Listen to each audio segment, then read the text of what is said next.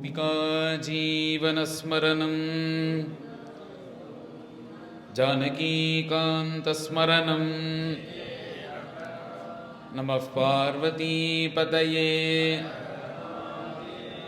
पंडरीनाथ भगवान की सद्गुरुनाथ महाराज की प्रेमिकेंद्र सद्गुरु महाराज की सद्गुरु विठलदास महाराज की समस्त साधु मंडली की आंजनेय मूर्ति की कावेरी तटशोभितां कलिमल प्रध्वंसिनीं पावनां श्री गोविंदपुरीं उपेत्य कृपया तिष्ठन्तमत्यादरात् सानन्दं जय कृष्णदास विनुतं संकीर्तितं साधुभिः भक्ताभीष्टफलप्रदं प्रणमता श्रीपाण्डुरङ्गं सदा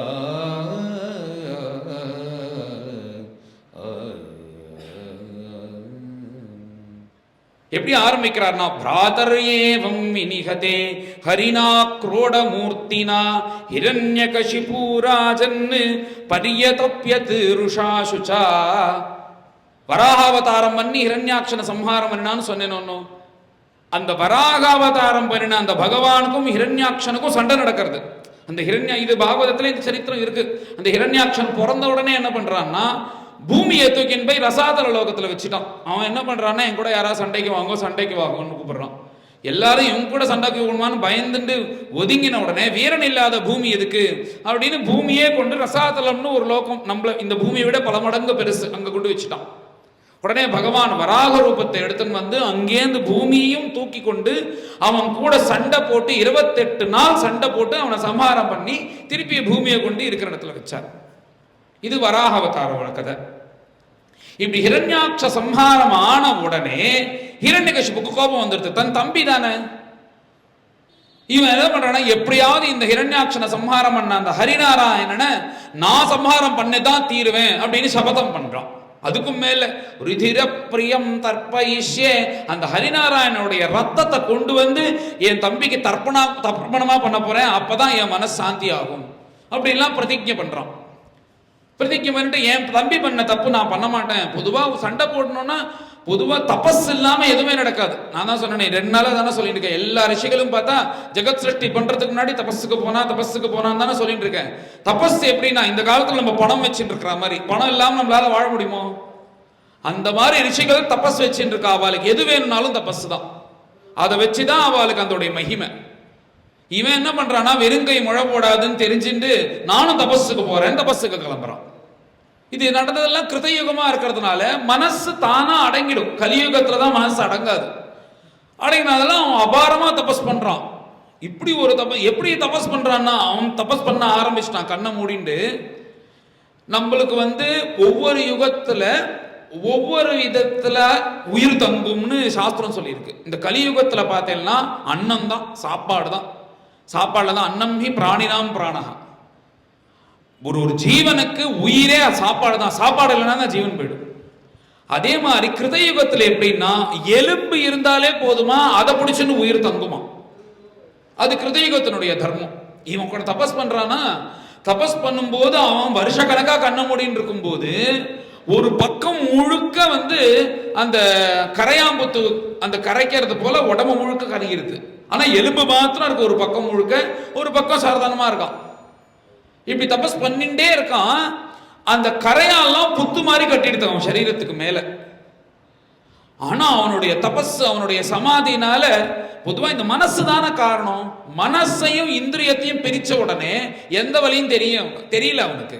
அப்படி ஒரு காடமான ஆழ்ந்த தபஸ் பண்ணிட்டு இருக்கும் போது இந்த தபோக்னி தேவலோகத்துல தகிக்க ஆரம்பிச்சிருக்கு. அவர்கள்லாம் போனார்கள், எங்களால இருக்க முடியல, நீ எப்படியாவது இவனுக்கு விமோசனத்தை கொடு, என்னென்னலாம் பண்ண போறான்னு தெரியல, ஆனாலும் இப்ப முதல்ல எங்களை காப்பாத்துன்னு பிரம்மதேவன்கிட்ட போய் பிரார்த்தனை பண்றான் தேவதைகள் எல்லாம். உடனே பிரம்மதேவன் அங்கேருந்து, அவர் பிரம்மதேவன் குடிச்சுதான் தபஸ் பண்ணிட்டு இருக்கான் இரண்யகசிபு. அவன் பிரம்மதேவன் அங்கேருந்து கிளம்பி வரார். எங்க இருக்கான்னு தெரியல, இங்க இருக்கானா அங்க இருக்கானான்னு பார்த்தா எல்லா இடத்துலயும் ஒரே கரையாம்புத்தா இருக்கு. ஆனா இப்படி பார்த்தா ஒரு கரையாம்புத்துல இருந்து மாத்திரம் அந்த எறும்பு உள்ளேந்து வெளில வருதான். அந்த எறும்பினுடைய வாயில ரத்தம் பார்த்தாராம். ஸோ இதுல இருக்கான்னு முடிவு பண்ணிட்டு அவருடைய திவ்யமான அந்த கமண்டல் கையில ஒரு கிண்டி வச்சுட்டு இருக்கார். அதுல ஜலம் இருக்கு. அந்த தீர்த்தத்தை எடுத்து இப்படி தெளிச்சாரோ இல்லையோ அந்த கரையாம்புத்தும் மறைஞ்சது. அவன் ஆரோக்கியமான எழுந்து நின்று பிரம்மதேவனை ஸ்தோத்திரம் பண்றான். பிரம்மதேவனை ஸ்தோத்திரம் பண்ணின உடனே பிரம்மதேவன் என்ன வேணும்பான்னு கேட்டார். என்ன ஸ்தோத்திரம் பண்ணினா அவ தபஸ் பண்ணுவா, அவ சாட்சாத்காராவும் பிரத்யக்ஷமாவா, பிரத்யக்ஷமான உடனே என்ன வரன் வேணும்னு கேட்பான். இதுதான் எல்லாருமே கேட்கறது. இப்படி தான் தரிசனம் கொடுத்த உடனே என்ன வரன் வேணும்னு கேட்ட உடனே ஹிரண்யகசிபு திமிரா சொல்றான். ஸ்தோத்திரம் எல்லாம் பண்றதெல்லாம் பண்ணிட்டு அவன் என்ன சொல்றான்னா, ஒரு பேப்பர் பேனா எடுத்துக்கோங்கன்றான். நான் சொல்றதுக்கெல்லாம் லிஸ்ட் பண்ணி டிக் போட்டுட்டே வரணும் அப்படின்றான். எப்படிலாம் வரன்னு கேட்கிறான் பாருங்க. பூதேப்யா த்வத்தி சிருஷ்டேப்யா மிருத்யுர்மா பூத் மம பிரபோ. முதல்ல பிரம்மதேவனுடைய தலையில கை வைப்பது போல, ஏ பிரம்மதேவரே, உம்மால உண்டாக்கப்பட்ட எந்த ஜீவனாலையும் எந்த பூதத்தாலையும் என்ன அழிக்க கூடாது, இதை முதல்ல வரமா கொடுங்க அப்படின்ட்டு. ஏன்னா பிரம்ம சிருஷ்டி தானே எல்லாமே. நீங்க இந்திரன்லேருந்து எல்லாம் ஆரம்பிச்சு பிரம்ம சிருஷ்டி தான் பாகவதம் பிரகாரம். பிரம்மதேவனுக்கு முன்னாடி சிருஷ்டியானது எதுன்னா இந்த இந்திரிய தத்துவம் இதெல்லாம் தான் உண்டாச்சு. அதுக்கப்புறம் தான் பிரம்மதேவன் உண்டானார். அதெல்லாம் ஜடம். அதுக்கு எந்த இதுவும் கிடையாது, சலனம் கிடையாது. சண்டை போட்டு ஜெயிக்கக்கூடிய எல்லா தேவர்களும் மனுஷர்கள், தேவர்கள், ஜந்துக்கள், பட்சிகள் எல்லாமே பிரம்ம சிருஷ்டி தான். முதல்ல அதுல கை வச்சான். இது ஒண்டி போதுமான்னு தோன்றது. போன்ல இன்னும் சாமர்த்தியமா கேட்கிறான். உள்ளேயும் கூடாது வெளியிலையும் கூடாது. உள்ளிலையும் என்ன யாரும் சலமாரம் பண்ணக்கூடாது, கொலை பண்ணக்கூடாது. வெளியிலையும் யாரும் சம்பாரம் பண்ணக்கூடாது. திவானக்தம், ராத்திரிலையும் கூடாது பகல்லையும் கூடாது, இருட்டிலையும் கூடாது பகல்லையும் கூடாது. அந்யஸ்மாதபி சாயுதைஹி, நல்ல ஒரு ஆயுதம் எடுத்துன்னு நடிக்க கூடாது. எந்த ஆயுதத்தால தானே கொலை பண்ண முடியும்? ஒண்ணு கழுத்தை நடிச்சு கொலை பண்ணலாம். இதான் எல்லாருக்குமே தெரியுமே எப்படி எப்படிலாம் கொலை பண்ணலான்னு. சுலபமா கொலை பண்ணக்கூடியது எதுன்னா ஆயுதத்தினால. ஆயுதத்தினால கொலை பண்ணக்கூடாது, எனக்கு மிருத்யு வரக்கூடாது அப்படின்னு கேட்கிறான். அவர் எல்லாத்துக்கும் டிக் போட்டே வர்றார். Yes yes yes. பூமௌ நாம்பரே மிருத்யு, பூமியிலையும் எனக்கு சாவு வரக்கூடாது, ஆகாசத்திலையும் சாவு வரக்கூடாது. அதுக்கும் சரி அப்படின்ட்டார். நன்னரைஹி, மனிதர்களால எனக்கு எந்த ஆபத்தும் வரக்கூடாது, சரி. மிருகைரபி, எந்த மிருகத்தினாலையும் வரக்கூடாது, சரி. விசுபிஹி வசுமத்பிர்வா சுராசுர மகோரகைஹி, இந்த தேவர்கள்ல நிறைய பேர் இருக்காளணும். சாமர்த்தியமா கேட்கிறானா, இவரால அவனால வரக்கூடாது. சுரனால, சுரன்னா யாருன்னா தேவர்கள், தேவனால வரக்கூடாது. அசுரன்னா யார்? இவகோஷ்டி, இவகோஷ்டில இருந்து எனக்கு யாரும் வரக்கூடாது. இந்த மாதிரி அப்ரதித்வந்ததாம் யுத்தே, நான் போனேன்னா சண்டையே இருக்கக்கூடாது, அவன் தோத்துடணும். சண்டை போட்டு தோக்கிறது இல்ல, சண்டையே இருக்கக்கூடாது, தோத்துடணும். இப்படிலாம் சாமர்த்தியமா கேட்கிறான். உள்ளியும் கூடாது வெளியிலையும் கூடாது, ஆகாசத்திலையும் கூடாது, பூமியும் கூடாது, ராத்திரியும் கூடாது, பகலும் கூடாது, உயிர் உள்ளதுனாலும் கூடாது, உயிர் இல்லாதனாலையும் கூடாது, மிருகனாலையும் கூடாது, மனுஷனாலையும் கூடாதுன்னு இப்படி அடிக்கிட்டே போறான். அவர் என்ன பண்றாருன்னா இப்படி பின்னாடியே போயிட்டே எஸ் எஸ் எஸ் இன்னும் ஏதாவது கேட்டுட்டே இருப்பான் வரன். அதனால போயிட்டே அவர் எஸ் எஸ் எஸ் சொல்லிட்டே போறாராம். கடைசி அவர் நமஸ்காரத்தை பண்ணி, இது போதும் எனக்கு, நான் பாத்துக்கிறேன் இதை வச்சுட்டு அப்படின்ட்டா. பிரம்மதேவனும் கிளம்பிட்டார். இவன் இங்க ராஜ்ய பரிபாலனத்துக்கு வந்துட்டான். வந்தா அப்படி ஒரு இவன் என்ன சொல்றான்னா, இவன் அழகா ஒரு இது கொண்டுட்டான், ஒரு ரூலை கொண்டு வந்துட்டான். நீங்க யாக யஜ்யம் எல்லாமே பண்ணணும், வேணன் எதுவுமே பண்ணாத அப்படின்ட்டான். நேத்தி கதையில சொன்னனே, அவன் இவன் என்ன எல்லாத்தையும் பண்ணணும்ட்டான். இவன் ஒரு அசத்து. இவன் என்ன பண்ணணும்னா எல்லாம் ஹிரண்யகசிபுக்கு பண்ணணும். ஒரு ஹோமம் கொண்ட தேவதி ஹிரண்யகசிபுவே ஸ்வாஹா, எனக்கு தான் ஊதி கொடுக்கணும். ஹிரண்யகசிபு அஷ்டோத்திர அர்ச்சனை ரெடி பண்ணிட்டான். ஹிரண்யகசிபு விக்கிரகத்தை வச்சுன்னு எல்லாரும் கோவிலுக்கு போகணும், பிரதட்சணம் பண்ணணும், ஹிரண்யகசிபுக்கு பூஜை பண்ணணும், அர்ச்சனை பண்ணணும், ஹிரண்யகசிபுக்கு பாலாபிஷேகம் எல்லாம் என்ன பண்ணிட்டான்னா, சர்வம் விஷ்ணுமயமா இருக்கிற ஜெகத்தை பகவானைய மறக்க பண்ணி தான் பகவான் மாதிரி ஆயிட்டான். அப்படி ராஜ்ய பரிபாலனம் பண்றான். இப்படி பண்ணிட்டே இருக்கும்போது அதுக்கும் மேல என்ன பண்றான்னா, தேவர்கள் எல்லாம் இருக்கணும், யாராவது எதுக்கும் மிஞ்சி யாராவது யாகம் யஜ்யம்னு தேவர்களுக்கு கொடுத்தான்னா அவள் அடிச்சு உதைக்கிறது. இப்படி சும்மா இருக்க மாட்டான். நேரா இங்கேருந்து கிளம்பி சொர்க்கலோகத்துக்கு போவான். போற போக்கில் இந்திரனை 4 அடி அடிக்கிறது, வாயுவை 4 அடி அடிக்கிறது, யமனை கூப்பிட்டு அடிக்கிறது, சூரியனை கூப்பிட்டு அடிக்கிறது. இப்படி கொடுக்குற இவன் அராஜகம் பண்றது தாங்கல. இப்படிதான் ராவணனும் இருந்தான். இவனை அதே தானே அடுத்த ஜென்மா, அது அப்படியே தொடர்ந்து வருது அவனுக்கு. ராவணனும் இப்படிதான் இருந்தான், அராஜகம் பண்ணினான். இப்படி அராஜகம் பண்ணும்போது இவாளால தாங்க முடியாம நேரா பிரம்மதேவன்கிட்ட போய் உம்மால வந்த வேணதான் அது. அவன் பாட்டுக்கு இருந்தா, எதுக்கு இந்த மாதிரி வரன் கொடுத்தீங்கன்னா எனக்கே தெரியல. அவன் கேட்டான், கேட்ட வரன் கொடுக்காம எப்படி இருக்கணும்? ஒருத்தன் தபஸ் பண்றான்னா தபஸ் பண்ண அந்த தப்போபலம் இருக்கு. அப்ப அது கேட்கும் போது கொடுக்காம என்னால இருக்க முடியாது அப்படின்னு உடனே பிரம்மதேவன் சொல்றாரு, எனக்கே வழி தெரியல, வாங்க எல்லாரும் ஸ்ரீராப்திக்கு போலாம், போய் அந்த வைகுண்ட வாசியா இருக்கக்கூடிய பகவான்டே கேட்போம் அப்படின்னு எல்லாரையும் ஆயிடுச்சுன்னு வைகுண்ட ஸ்ரீராப்திக்கு வந்துட்டான். இது மாதிரி எல்லாரும் கோஷ்டியா வந்தாலே ஏதோ ஒரு காரணம் இருக்குன்னு பகவான் படுத்துட்டே, எதுக்கு எல்லாரும் வந்திருக்கேன் என்னன்னு கேட்ட உடனே விஷயத்தை எல்லாம் சொன்ன உடனே பகவான் ஒரு தர்மம் சொல்றார்.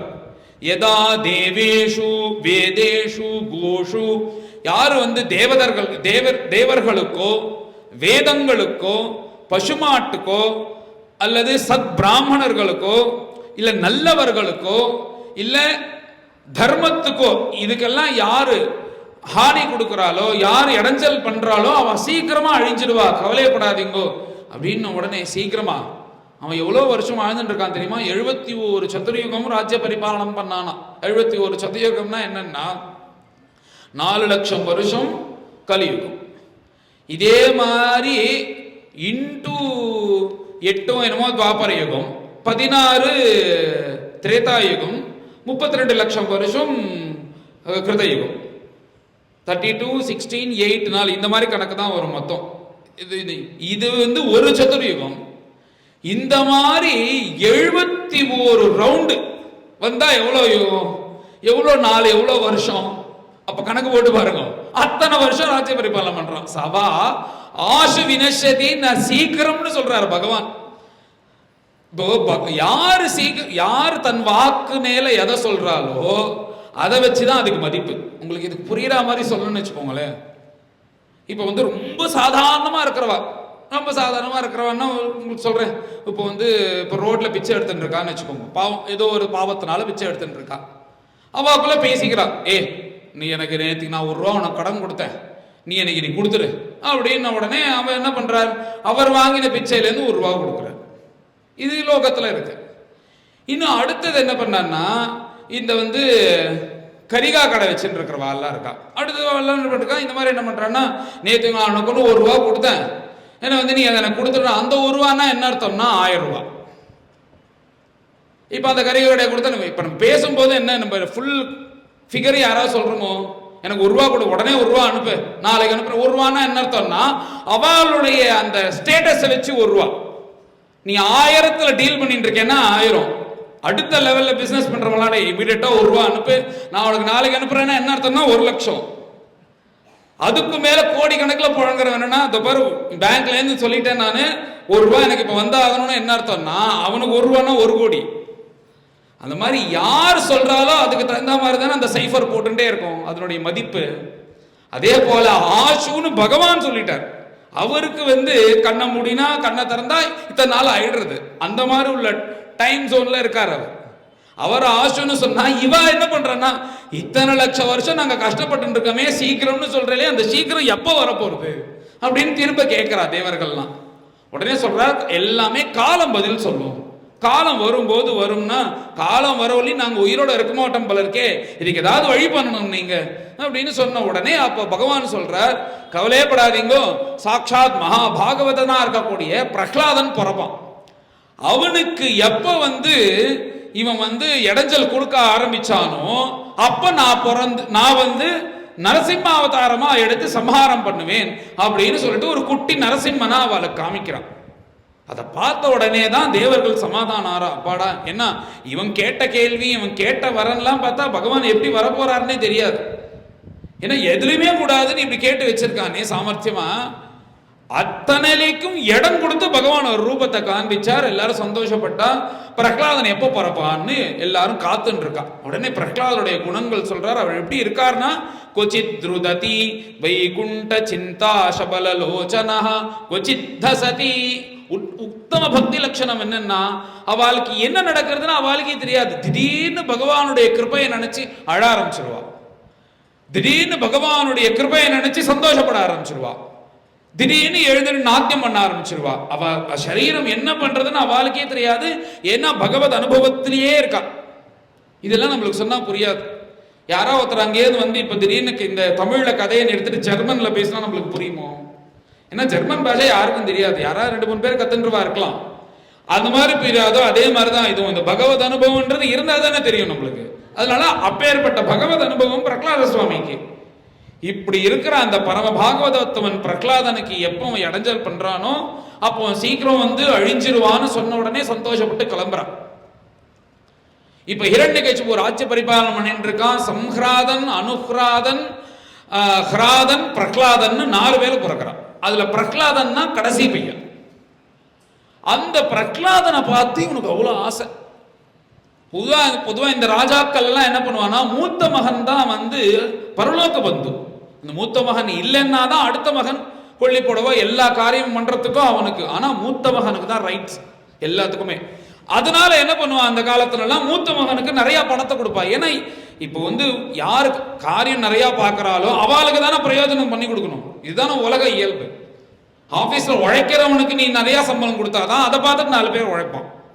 உழைக்கிறவனுக்கு ஒரே சம்பளம், சும்மா உட்காந்துட்டு சீட்டை தேய்ச்சிட்டு இருக்கணும் ஒரே சம்பளம் கொடுத்தேன்னா அப்புறம் அது நியாயமா இருக்காது, ஆபீஸ் உடுப்படாது. அந்த மாதிரி மூத்த மகனுக்கு அந்த காலத்துல எல்லாம் பண்ணதுக்கு காரணம் என்னன்னா, அந்த மூத்த மகன் வருஷம் ஸ்ராத்தம் பண்ணணும், அந்த திதிக்கு இது கொடுக்கணும், ஏதாவது நல்லது கெட்டதுன்னா போய் மெனக்கிடணும். அந்த மூத்த மகனுக்கு உள்ள பொறுப்பு இருக்கு. அவன் தான் அப்பா கழுத்தணும், அந்த குடும்பத்தை காப்பாற்றணும். அதனால அவனுக்கு ராஜ்யத்தை கொடுக்கறது, பணத்தை கொடுக்கறதுன்னு வச்சிருந்தான். இந்த மாதிரி தானே பண்ணணும். ஆனா கடைசி பையனா இருக்கக்கூடிய பிரகலாதனுக்கு ராஜ்யத்தை கொடுக்கணும்னு ஹிரண்யகசிபு நினைச்சுட்டு இருக்கானா. அவன் வளர்ந்து அவனுக்கு கல்யாணம் பண்ணி பட்டாபிஷேகம் பண்ற அளவுக்கு யோசிச்சுட்டான் ஹிரண்யகசிபு. அவ்வளவு ஆசை அந்த குழந்தை மேல. அந்த குழந்தை அழகா பிறந்து நன்னா வளர்ந்து ஒரு 5-6 வயசு குழந்தை. 6 வயசு இருக்கிற குழந்தை வந்து அழகா ஒரு பட்டை கட்டிண்டு பட்டப்பட்டியா விபூதி, ஒரு சில்க் சட்டை, பட்டு சட்டையை போட்டுண்டு ஜவ்வாதெல்லாம் அழகா தடவிண்டு அப்படியே சக்கச்சவேன்னு குடிமையை வச்சுட்டு ஒரு குட்டியா ஒரு பையை எடுத்துட்டு இப்படியே சிக்கு சிக்குன்னு நடந்து போறான் பிரகலாத். அது மாதிரி ஒரு குழந்தை போனா எவ்வளவு ஆசையா இருக்கும் நம்மளுக்கு. சாதாரணமா இருக்கிறவளை பார்க்கறதுக்கே ஆசையா இருக்கும் போது அதை பெத்த அப்பாக்கு எவ்வளவு ஆசையா இருக்கும். அது கொஞ்சம் எப்படி இருக்க முடியும். உடனே நேரா போய் அந்த பிரகலாதனை தூக்கி மடியில வச்சுட்டு ஏகதா சுரராட்டு புத்திரம் அங்கமாரோப்ய லாலயன்னு அப்படி தடவை கொடுத்துட்டே கொஞ்சி முத்தமிட்டு பப்ரச்ச கத்தியதாம் வத்சா மன்யதே சாது யத்பவான். அந்த குழந்தை பொதுவாக இந்த மாதிரி ஒரு குழந்தை இருந்ததுன்னா என்ன கேட்போம், சாப்பிட்டியா, தூங்கினியா, அம்மா என்ன சொன்னா, ஸ்கூலுக்கு போறியா, எப்படி இருக்கு, என்ன சொல்லித்தரா, இப்படி தானே கேட்கணும். அந்த குழந்தைய பார்த்து இவன் பெரிய பெரிய விஷயம்லாம் கேள்வி கேட்கிறான். மன்யதே சாது யத்பவான், நீ உயர்ந்ததா எது நினைக்கிற பிரகலாதா அப்படின்னு கேட்கிறான். இது 16 வயசு பையன் கேட்கக்கூடிய கேள்வி தானே இது. ஆனா பிரகலாதனை பார்த்தா அவனுக்கு அப்படி தோன்றதான் ஆசையில, நீ உயர்ந்தா எது நினைக்கிறேன்னு சொல்ல அப்படின்னு உடனே அந்த குழந்தை எழுந்துட்டு நேரா அப்பாவுக்கு நமஸ்காரம் பண்ணி கையை கூப்பின்னு நின்று தத் சாது மன்யே அசுரவர்ய தேஹினாம், ஹே அசுரவர்யா அப்படின்னு தன் அப்பா கூப்பிடுறான். அசுரர்கள் சேட்டனே அப்படின்னு கூப்பிட்டு நமஸ்காரம் பண்ணி சதா சமுத்விக்ன தியாம சத்கிரஹாத் ஹித்வா ஆத்மபாதம் கிருஹமந்த கூபம் வனங்கதோ யத்தரிமாஸ்ரயேத. நீங்க என்ன கேட்ட, நீ உயர்ந்ததா எதை நினைக்கிறேன்னு கேட்டேன்னு, எனக்கு எது தெரியுமா உயர்ந்ததுன்னு நான் நினைக்கிறேன். சதா சமுத்விக்ன தியாம சத்கிரஹாத், இந்த குடும்ப வாழ்க்கையில கஷ்டப்பட்டு அன்னைக்கு எழுந்துட்டு பணத்துக்காக சம்பாதிச்சிருந்து இத்தனை பண்ணியும் நல்ல பேர் உண்டோ. எங்க அப்பா என்ன பண்ணி கிழிச்சாருன்னு தான் பின்னாடி சொல்ல போறான். இவ்வளவு சேர்த்தும் பையன் அம்மனை திட்ட போறா, மனைவி மக்கள் திட்ட போறா, சுஜனங்கள் திட்ட போறா. இவாளுக்காக உழைச்சி உழைச்சி உழைச்சி கடைசியில ஒரு காலம் உன்னை யாரும் கண்டுக்கவும் போறது இல்ல. இப்படி இந்த கிரகமே வந்து ஒரு கிரந்தி போல ஆயிடுது நம்மளுக்கு. என்னன்னா இந்த சரீரத்துக்காக ஒரு மனைவி, இது ஒரு முடிச்சுன்னா இது சேர்க்கறதுக்கு இன்னொரு முடிச்சு, அது இந்த 2 முடிச்சும் சேரு இன்னொரு முடிச்சா இருக்கிற ஒரு குழந்தையை பெற்றுக்கிறது, அது 3 சேர்ந்து இருக்கிறதுக்கு இன்னொரு முடிச்சா ஒரு வீடு எடுத்துக்கிறது, வீடு மாத்திரம் வேணுமோ, அப்புறம் காரு, அப்புறம் பணம், அப்புறம் சுஜனங்கள், இப்படி வந்து ஒவ்வொன்றுக்கும் முடிச்சு போட்டுண்டே கடைசியில இப்படி பிறந்து திரும்பி பார்த்தா வாழ்க்கையில என்ன பண்ணிட்டோம், நம்மளுக்காக என்ன பண்ணிட்டோம்னு பார்த்தா பெரிய சைஃபரா இருக்கும். என்ன பண்ணிட்டோம், இப்படியே சம்பாதிச்சு ஆனா அதுக்காக வந்துதான் இந்த ஜென்மா அதுக்கு தான் வந்ததுன்னா கிடையாது. எதுக்கு வந்ததுன்னா நச்ச புனராவர்த்ததேன்னு எந்த பிரபு கிட்டேருந்து நம்ம வந்தோமோ அவங்க கிட்ட திரும்ப போகணுன்றதுக்காக தான் இந்த மனுஷ ஜென்மா எடுத்துன்னு வந்தோம். இதை பத்திலாம் அவர் சொல்ல போறார். ஆனா நாம என்ன பண்றோம், இந்த சம்சார வாழ்க்கையில வாழ்ந்துட்டே இருக்கோம். இது நம்மளுக்கு பிடிச்சிருக்கு. காத்தால எழுந்துக்கிறது, காஃபி சாப்பிட்றது, டிஃபன் சாப்பிட்றது, ஆஃபீஸ் போறது, சினிமா பார்க்கறது, போன் நோண்டுறது, தூங்கிடுறது, ராத்திரி சாப்பிட்றது, தூங்கு. இப்படியே 80 வருஷம் 90 வருஷம் அழுக்காம பண்ணிட்டு இருக்கோம். பிடிச்சிருக்கு நம்மளுக்கு. இப்படி மாட்டின்ட்டு ஆத்ம பாத்தம் கிரகம் அந்த கூப்பம்ன்ற என்ன சொல்றாருன்னா, கூப்பம்னு சொன்னா கிணறுல ஒருத்தன் விழுந்தா கூட நீச்சல் அடிச்சுன்னு மேல வரலாம், இல்லாட்டி நீச்சல் அடிச்சு நின்றாலாவது அவனால உயிர் தப்பிக்க முடியும். பாழுங்கிணறுல விழுந்தா உயிர் தப்பிக்க முடியுமோ? விழுந்தான்னா அது கொஞ்சம் கொஞ்சமா அது இழுத்துன்னு போறதே தெரியாது. கொஞ்சம் கொஞ்சமா இழுத்துன்னு போயிடும். அப்புறம் அந்த சரீரம் உயிர் போய் அந்த சரீரம் துர்நாற்றம் வந்ததுக்கு அப்புறம் தான் எல்லாரும் வந்து பார்ப்போம். அந்த மாதிரி நம்மளுக்கே தெரியாம நம்மள கொண்டு போய் தள்ளக்கூடிய இந்த சம்சார வாழ்க்கையை விட்டுட்டு யாரெல்லாம் காட்டுக்கு போய் ஹரிஷரணம்னு பகவத் தியானம் பண்ணிட்டு நிம்மதியா உட்காண்டிருக்காலோ அதுதான் உயர்ந்த விஷயம்னு நான் நினைக்கிறேன். பிரகலாத சுவாமி சொன்ன உடனே அந்த ஹிரண்யகசிபு ஹான்னு சிரிச்சிட்டான். என்ன இவன் என்ன நினைக்கிறான்னா, நாம எத்தனை ஒரு மன்வந்தர காலம் 71 சதுரியகம் அந்த விஷ்ணு ஹரிநாராயணே மறக்கிறதுக்காக பண்ணியிருக்கோம். ஆனாலும் பாரு, யாரோ இந்த எதிர்கட்சியில இருக்கிற அந்த பசங்க என் பையனே கிளப்பி விடுறான். இந்த மாதிரி எனக்கே ஆப்போசிட்டா கிளப்பி விடுறான். இந்த மாதிரிலாம் கிளப்பி விட்டு என்கிட்ட பேச சொல்றான் பாருன்னு பரபட்சமாயிதான். இது பிரகலாதனுடைய புத்தின்னு நினைக்கலையா? யாரோ நம்மளுக்கு வேண்டாத வாயுன்ட்ட கண்ணாபனான்னு சொல்லி கொடுத்துருக்கா. இது உங்க அப்பா கேட்கும் போது சொல்லி, சின்ன குழந்தை தானே, குழந்தைகளுக்கெல்லாம் பொய் சொல்ல தெரியாதுன்னு அப்படியே சொல்லிடும்ன்றதுக்காக நம்ம யாரோ பண்ணியிருக்கா அப்படின்னு சொல்லிட்டு அந்த குழந்தைய சமாதானம் படுத்திட்டு அந்த குழந்தைய போக சொல்லிட்டு, அப்புறம் அந்த குழந்தை போக பாடசாலை வாத்தியாரெல்லாம் கூப்பிட்டு இவன் கண்ணாபனான்னு பேசுறான், என்னன்றத பாருங்கோ, யாரோ தப்பா சொல்லி கொடுக்குறா பாருங்கன்னு சொல்லி அனுப்பிச்சிட்டான். இப்படியே இருக்குமோ? இதே மாதிரி இன்னும் சில நாட்கள் ஆறுது. இதே மாதிரி பிரகலாத சுவாமி திரும்ப ஸ்கூலுக்கு போற திருப்பி அந்த குழந்தைய பார்த்து ரொம்ப சந்தோஷப்பட்டு மடியில் உட்காந்து வச்சு இந்த தடவை எப்படி கூப்பாடுறான், காலேன ஏதாவதா ஆயுஷ்மன்னு, நீ தீர்காயுஷோட இருக்க போறேன்னு அப்பா அந்த குளிர்ந்த மனசோட சொன்னாரோன்னோ, அவன் பண்ண ஆசீர்வாதமே அவனால பின்னாடி ஒன்றும் பண்ண முடியாம போயிடுது. நான் பொதுவாக அப்பா அம்மாவோட ஆசீர்வாதம் அவ்வளோ முக்கியம். வெளியில போகும்போது நமஸ்காரம் பண்ணிட்டு போகணும், தினமும் நமஸ்காரம் பண்ணணும், அந்த ஒரு மரியாதை பாவத்தோட இருக்கணும். ஏன்னா அவ குளிர்ந்து நன்னா இருப்பான்னு சொன்னா அத்தனை ஆபத்துலேருந்தும் அதை நம்மளை காப்பாற்றும். அதனாலதான் அப்பா அம்மாவுக்கு நமஸ்காரம் பண்ணணும்னு. இவன் சந்தோஷத்தோட ஆயுஷ்மன்னு கூப்பிட்டது அவனாலேயே பின்னாடி அவன் பிரகலாதனை ஒன்றும் பண்ண முடியலையா. அப்படி ஒரு ஆசீர்வாதத்தை பண்ணி மடியில் உட்காத்தி வச்சு இப்ப திருப்பி கேட்கிறாராம், பிரஹ்லாதானுச்யதாம் தாத ஸ்வதீதம் கிஞ்சிதுத்தமம் காலேனைதாவதாயுஷ்மன் யத சிக்ஷத் குரோர் பவான். இப்ப மடியில் உட்காந்து வச்சுன்னு பிரகலாத சுவாமியை தருவேண்டே, பிரகலாதா நீ இத்தனை நாளா ஸ்கூலுக்கு போற, உன் வாத்தியார் நிறைய சொல்லி கொடுத்துப்பார், நீ உன் பக்கத்துல இருக்கிற பசங்க கூட எல்லாம் சேர்ந்து படிச்சிருப்பியோன்னு, இது எல்லாத்தையும் சேர்த்து உன் அனுபவத்துல நீ எது பெருசா நினைக்கிற? இப்ப கரெக்டா சொல்றானா? அவன் என்ன எக்ஸ்பெக்ட் பண்றான், என்ன எதிர்பார்க்கிறான்னா, எங்க அப்பா ஹிரண்யகசிபு தான் இந்த உலகத்தை ஆண்டுன்னு இருக்கார், அவர் மேல தெய்வம் கிடையாது, அவர் தான் இருப்பார் அப்படின்ற மாதிரி கூப்பிட்டு சொல்லுவான்னு நினைச்சிட்டு இருக்கான். ஏன்னா இதை தான் அவன் ஸ்கூல் பாடமே வச்சிருக்கான், வேற லெசன்ஸ் எல்லாம் எதுவும் கிடையாது. ஹிரண்யகசிபுவோட சரித்திரம் தான் லெசனே, இதுதான் வச்சிருக்கான் அவன், இதுதான் அவன் படிக்கணும். ஹிரண்யகசிபு என்னப்ப பிறந்தான், எப்ப கல்யாணம் பண்ணினான், என்ன தபஸ் பண்ணா, எந்தெந்த காட்டுல இருந்தான்றதான் லெசனே. இதெல்லாம் சொல்லுவான் நினைச்சுன்னு பார்த்தா திரும்பவும் எழுந்த அப்பா கொடுத்த நமஸ்காரம் பண்ணி உயர்ந்த பக்தி லட்சணமா இருக்கக்கூடிய 9 லட்சணத்தை சொல்ற. ஸ்ரவணம், கீர்த்தனம், விஷ்ணு ஸ்மரணம், பாதசேவனம், அர்ச்சனம், வந்தனம், தாஸ்யம், சக்கியமாத்ம நிவேதனம் இதி பும்சார்பிதா விஷ்ணு பக்திச்சேன்னவ லட்சணா. பக்தின்னா பக்தி பலவிதமா இருக்கு. ஒன்னே ஒண்ணு, இப்ப மற்ற மதம் மாதிரி நீ என்கிட்ட வரலன்னா நீ இதுக்கு போயிடுவ, அவ்வளவுதான், உனக்கு நரகம் தான், நீ இங்க இப்படியே அப்படியே கையை விட்டுன்னு குதிக்கணும்ன்ற மாதிரி நம்ம மதம் சொல்லவே இல்லை. உனக்கு என்ன வேணுமோ அதை பண்ணு.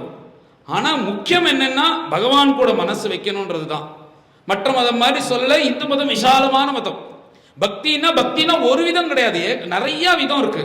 ஸ்ரவணம் முதல்ல எதை எடுத்துட்டாருன்னா ஸ்ரவணத்தை எடுத்துட்டார், கேட்கறது தான். பொதுவா எல்லாத்துக்குமே ஆதாரமா இருக்கக்கூடியது ஸ்ரவணம் தான். நம்ம கேட்க கேட்க கேட்க தானே மாறுவோம்.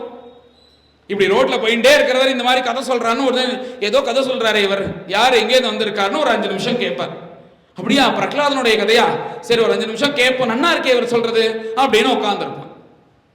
பார்த்தா அப்ப நாளைக்கு நம்ம என்ன இப்படி தானே சுத்தின்னு இருக்கோம், சும்மா எதோ பார்க்கறதுக்கு கதைக்கு வருவோம் அப்படின்னு கிளம்பி தினமும் கதைக்கு வர ஆரம்பிச்சிருவோம். தினமும் கதை கேட்டு கேட்டு என்னாச்சுன்னா, இப்படியே நம்ம வந்து பேண்ட் சட்டை போட்டுன்னு வராதபடிக்கு ஒரு வேஷ்டியாவது கட்டிட்டு போவோம், நெத்திக்கிட்டு போவோம் அப்படின்னு அதை மாத்திப்பான்.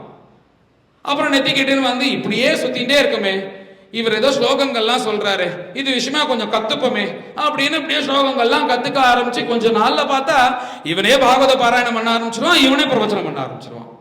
என்ன எங்கேயோ போயிட்டே ஒரு 5 நிமிஷம் கேட்ட கதையானது ஒரு மனிதனை எவ்வளவு மாத்துறது. அதனால அதுக்கு அடிப்படை எது எல்லாத்துக்கும் என்னன்னா ஸ்ரவணம். ஸ்ரவணம் பண்ண பண்ண ஒரு இந்த மாதிரி நிறைய பேர் இருந்தான்னா அவ கதை சொன்னா கேட்கலாம்.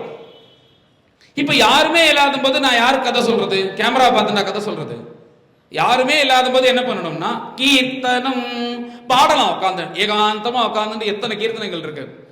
கருணா சாகரா கோதண்ட பாணி குருமே ரகுவரா கல்யாணம் ஓடிவாவா கண்ணா ஓடிவாவா ஓங்காரநாத கூழல் ஊதிக்கொண்டே என்னருகில் உன் திருநாமங்கள் ஓடி வந்தேனே.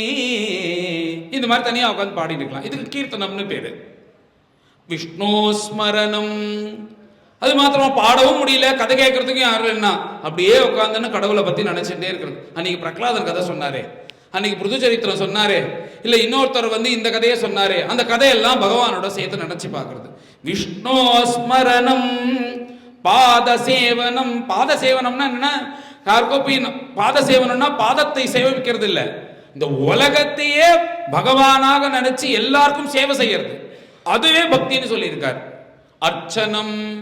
அர்ச்சனா இப்படியே நம்ம ஆத்துல இருக்கிற கிருஷ்ணன் தூசி படிஞ்சு இல்லாதபடிக்கு அவர் அழகா தட்டி நல்லா கிளீன் பண்ணி வச்சு போய் இந்த ஊர்ல தான் நிறைய பூக்கள்லாம் கிடைக்கிறது, போய் மார்க்கெட்டுக்கு போய் பூவை வாங்கிட்டு வந்து 108 அந்த கிருஷ்ண அஷ்டோத்தரம் இருக்கே அதை வச்சு கிருஷ்ணாய நமஹ கமலாநாதாய நமஹான்னு பூஜை பண்றமே, இது ஒரு பக்தி.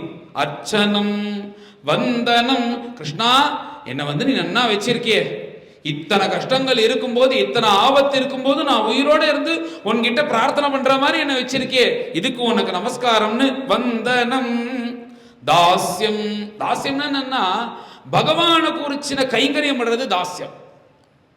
கோவிலுக்கு போனா நான் வந்து கோவில்கிட்ட பகவானுக்கு அபிஷேகம் மாத்திரம் தான் பண்ணுவேன்னு அந்த எண்ணம் இருக்கக்கூடாது. அங்க இருக்கிற குப்பை இருந்தா அதை பெருக்கவும் பெருக்கணும். மடப்பள்ளிக்கு ஜலம் வேணும்னா அங்க ஜலம் கொண்டு போய் கொட்டணும். அப்புறம் எந்த காரியம் இருந்தோ நம்மளுடைய ஈகோ அகம்பாவத்தை விட்டு விட்டு செய்யறது தாஸ்யம், இது ஒரு பக்தி. சக்கியம். அப்புறம் பகவான ஃப்ரெண்டா நினைக்கிறது.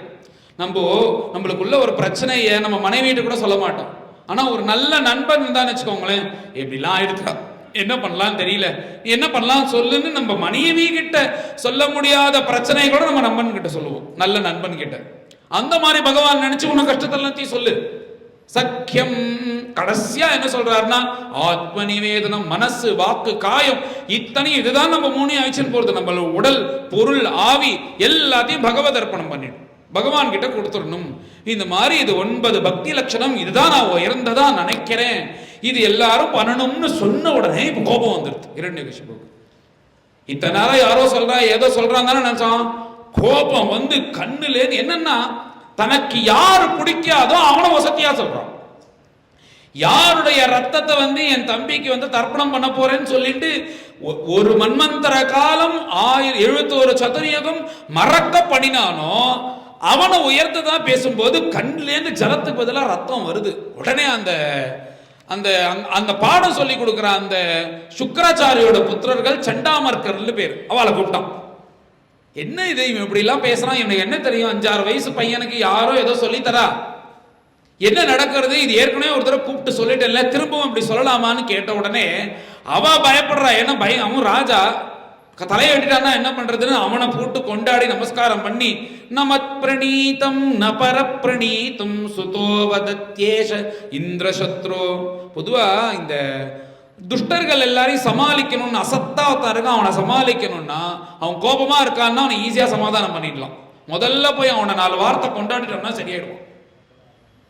இவர் என்ன பண்றான் வந்து இந்திரசத்ரோ இந்திரசத்ரோ இந்திரசத்ரோ நமஸ்காரம் பண்ணோடனே நம்மளை கொண்டாடிட்டானோடனே சரியாயிட்டான். சரி மேல பேசணும் அப்படின்றான். அவனுக்கு என்ன, நீ இந்திரனுடைய சத்ரு, தேவர்கள் எல்லாரையும் அழித்தவன் அதை பண்ணினவன் இதை பண்ணினவனே சந்தோஷப்பட்டுட்டான்.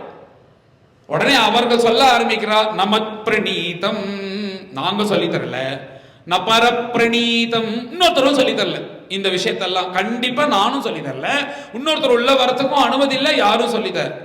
நைசர்கிகீயம் மதிரஸ்ய ராஜன் நியச்சமன்யும் கததாஸ்மமான. இது அவனுக்கு சுபாவமா இருக்கு. இது யாரோ சொல்லி கொடுத்தலாம், இது வரல, அவனுக்கே இருக்க, நீங்க அவன்கிட்டே பேசுங்க அப்படின்ட்டா. உடனே பிரகலாதனை கூப்பிட்டு, என்ன பிரகலாதா இப்படி எல்லாம் சொல்றாளே, இதெல்லாம் என்ன உண்மை அப்படின்னு இன்னும் கூட அவன் பேசி பார்க்கறான், யாரோ சொல்லி கொடுத்தான்னு. உடனே பிரகலாத சுவாமி திருப்ப அதுக்கு மதிர்ன கிருஷ்ணே பரதஸ்வதோவா, அப்பா யாராவது சொல்லி கொடுத்துட்டா பக்தி வரும்னு நீங்க சொல்றீங்களே, அதுவே எனக்கு ஆச்சரியமா இருக்கு. சொல்லி கொடுத்தா பக்தி வந்துருமா? எத்தனை கதை கேட்டு இருக்கோம், எத்தனை இது பண்ணிட்டு இருக்கோம், ஆனா ஏதோ கதை கேட்கும் போது கொஞ்சம் மனசு மாறின மாதிரி இருக்கே தவிர நம்ம பண்றதானே பண்ணிட்டு இருக்கோம். யாரா பக்தி எங்கேயா காட்டுக்கு போயிட்டு பகவத் அர்ப்பணம் பண்றோமோ, இப்படியே தானே இருந்துட்டு இருக்கோம். அதனால சொல்லி கொடுத்துட்டா இந்த நிலையோ இந்த பக்தியோ வந்துருமா? அது தானாதானே வரும்.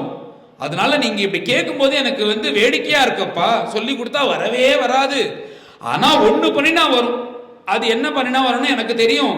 என்ன சொல்றாருன்னா, மஹீயசாம் பாதரஜோபிஷேகம் நிஷ்கிஞ்சனானாம் நவர்ணீதயாவத். யார் ஒருவன் இந்த பகவத் குணங்கள் சொல்றவர்களோ, நாம சங்கீர்த்தனம் பண்ணவர்களோ, பகவத் சேவை செஞ்சுட்டு இருக்கிறவர்களோ, பெரிய பெரிய மகாத்மாக்கள் இருக்காலோ, அவளுடைய பாத தூளிய அபிஷேகம் பண்ணுவது போல உடம்பு முழுக்க போட்டுண்டாதான் இந்த பக்தியானது கொஞ்சமாவது வரும்.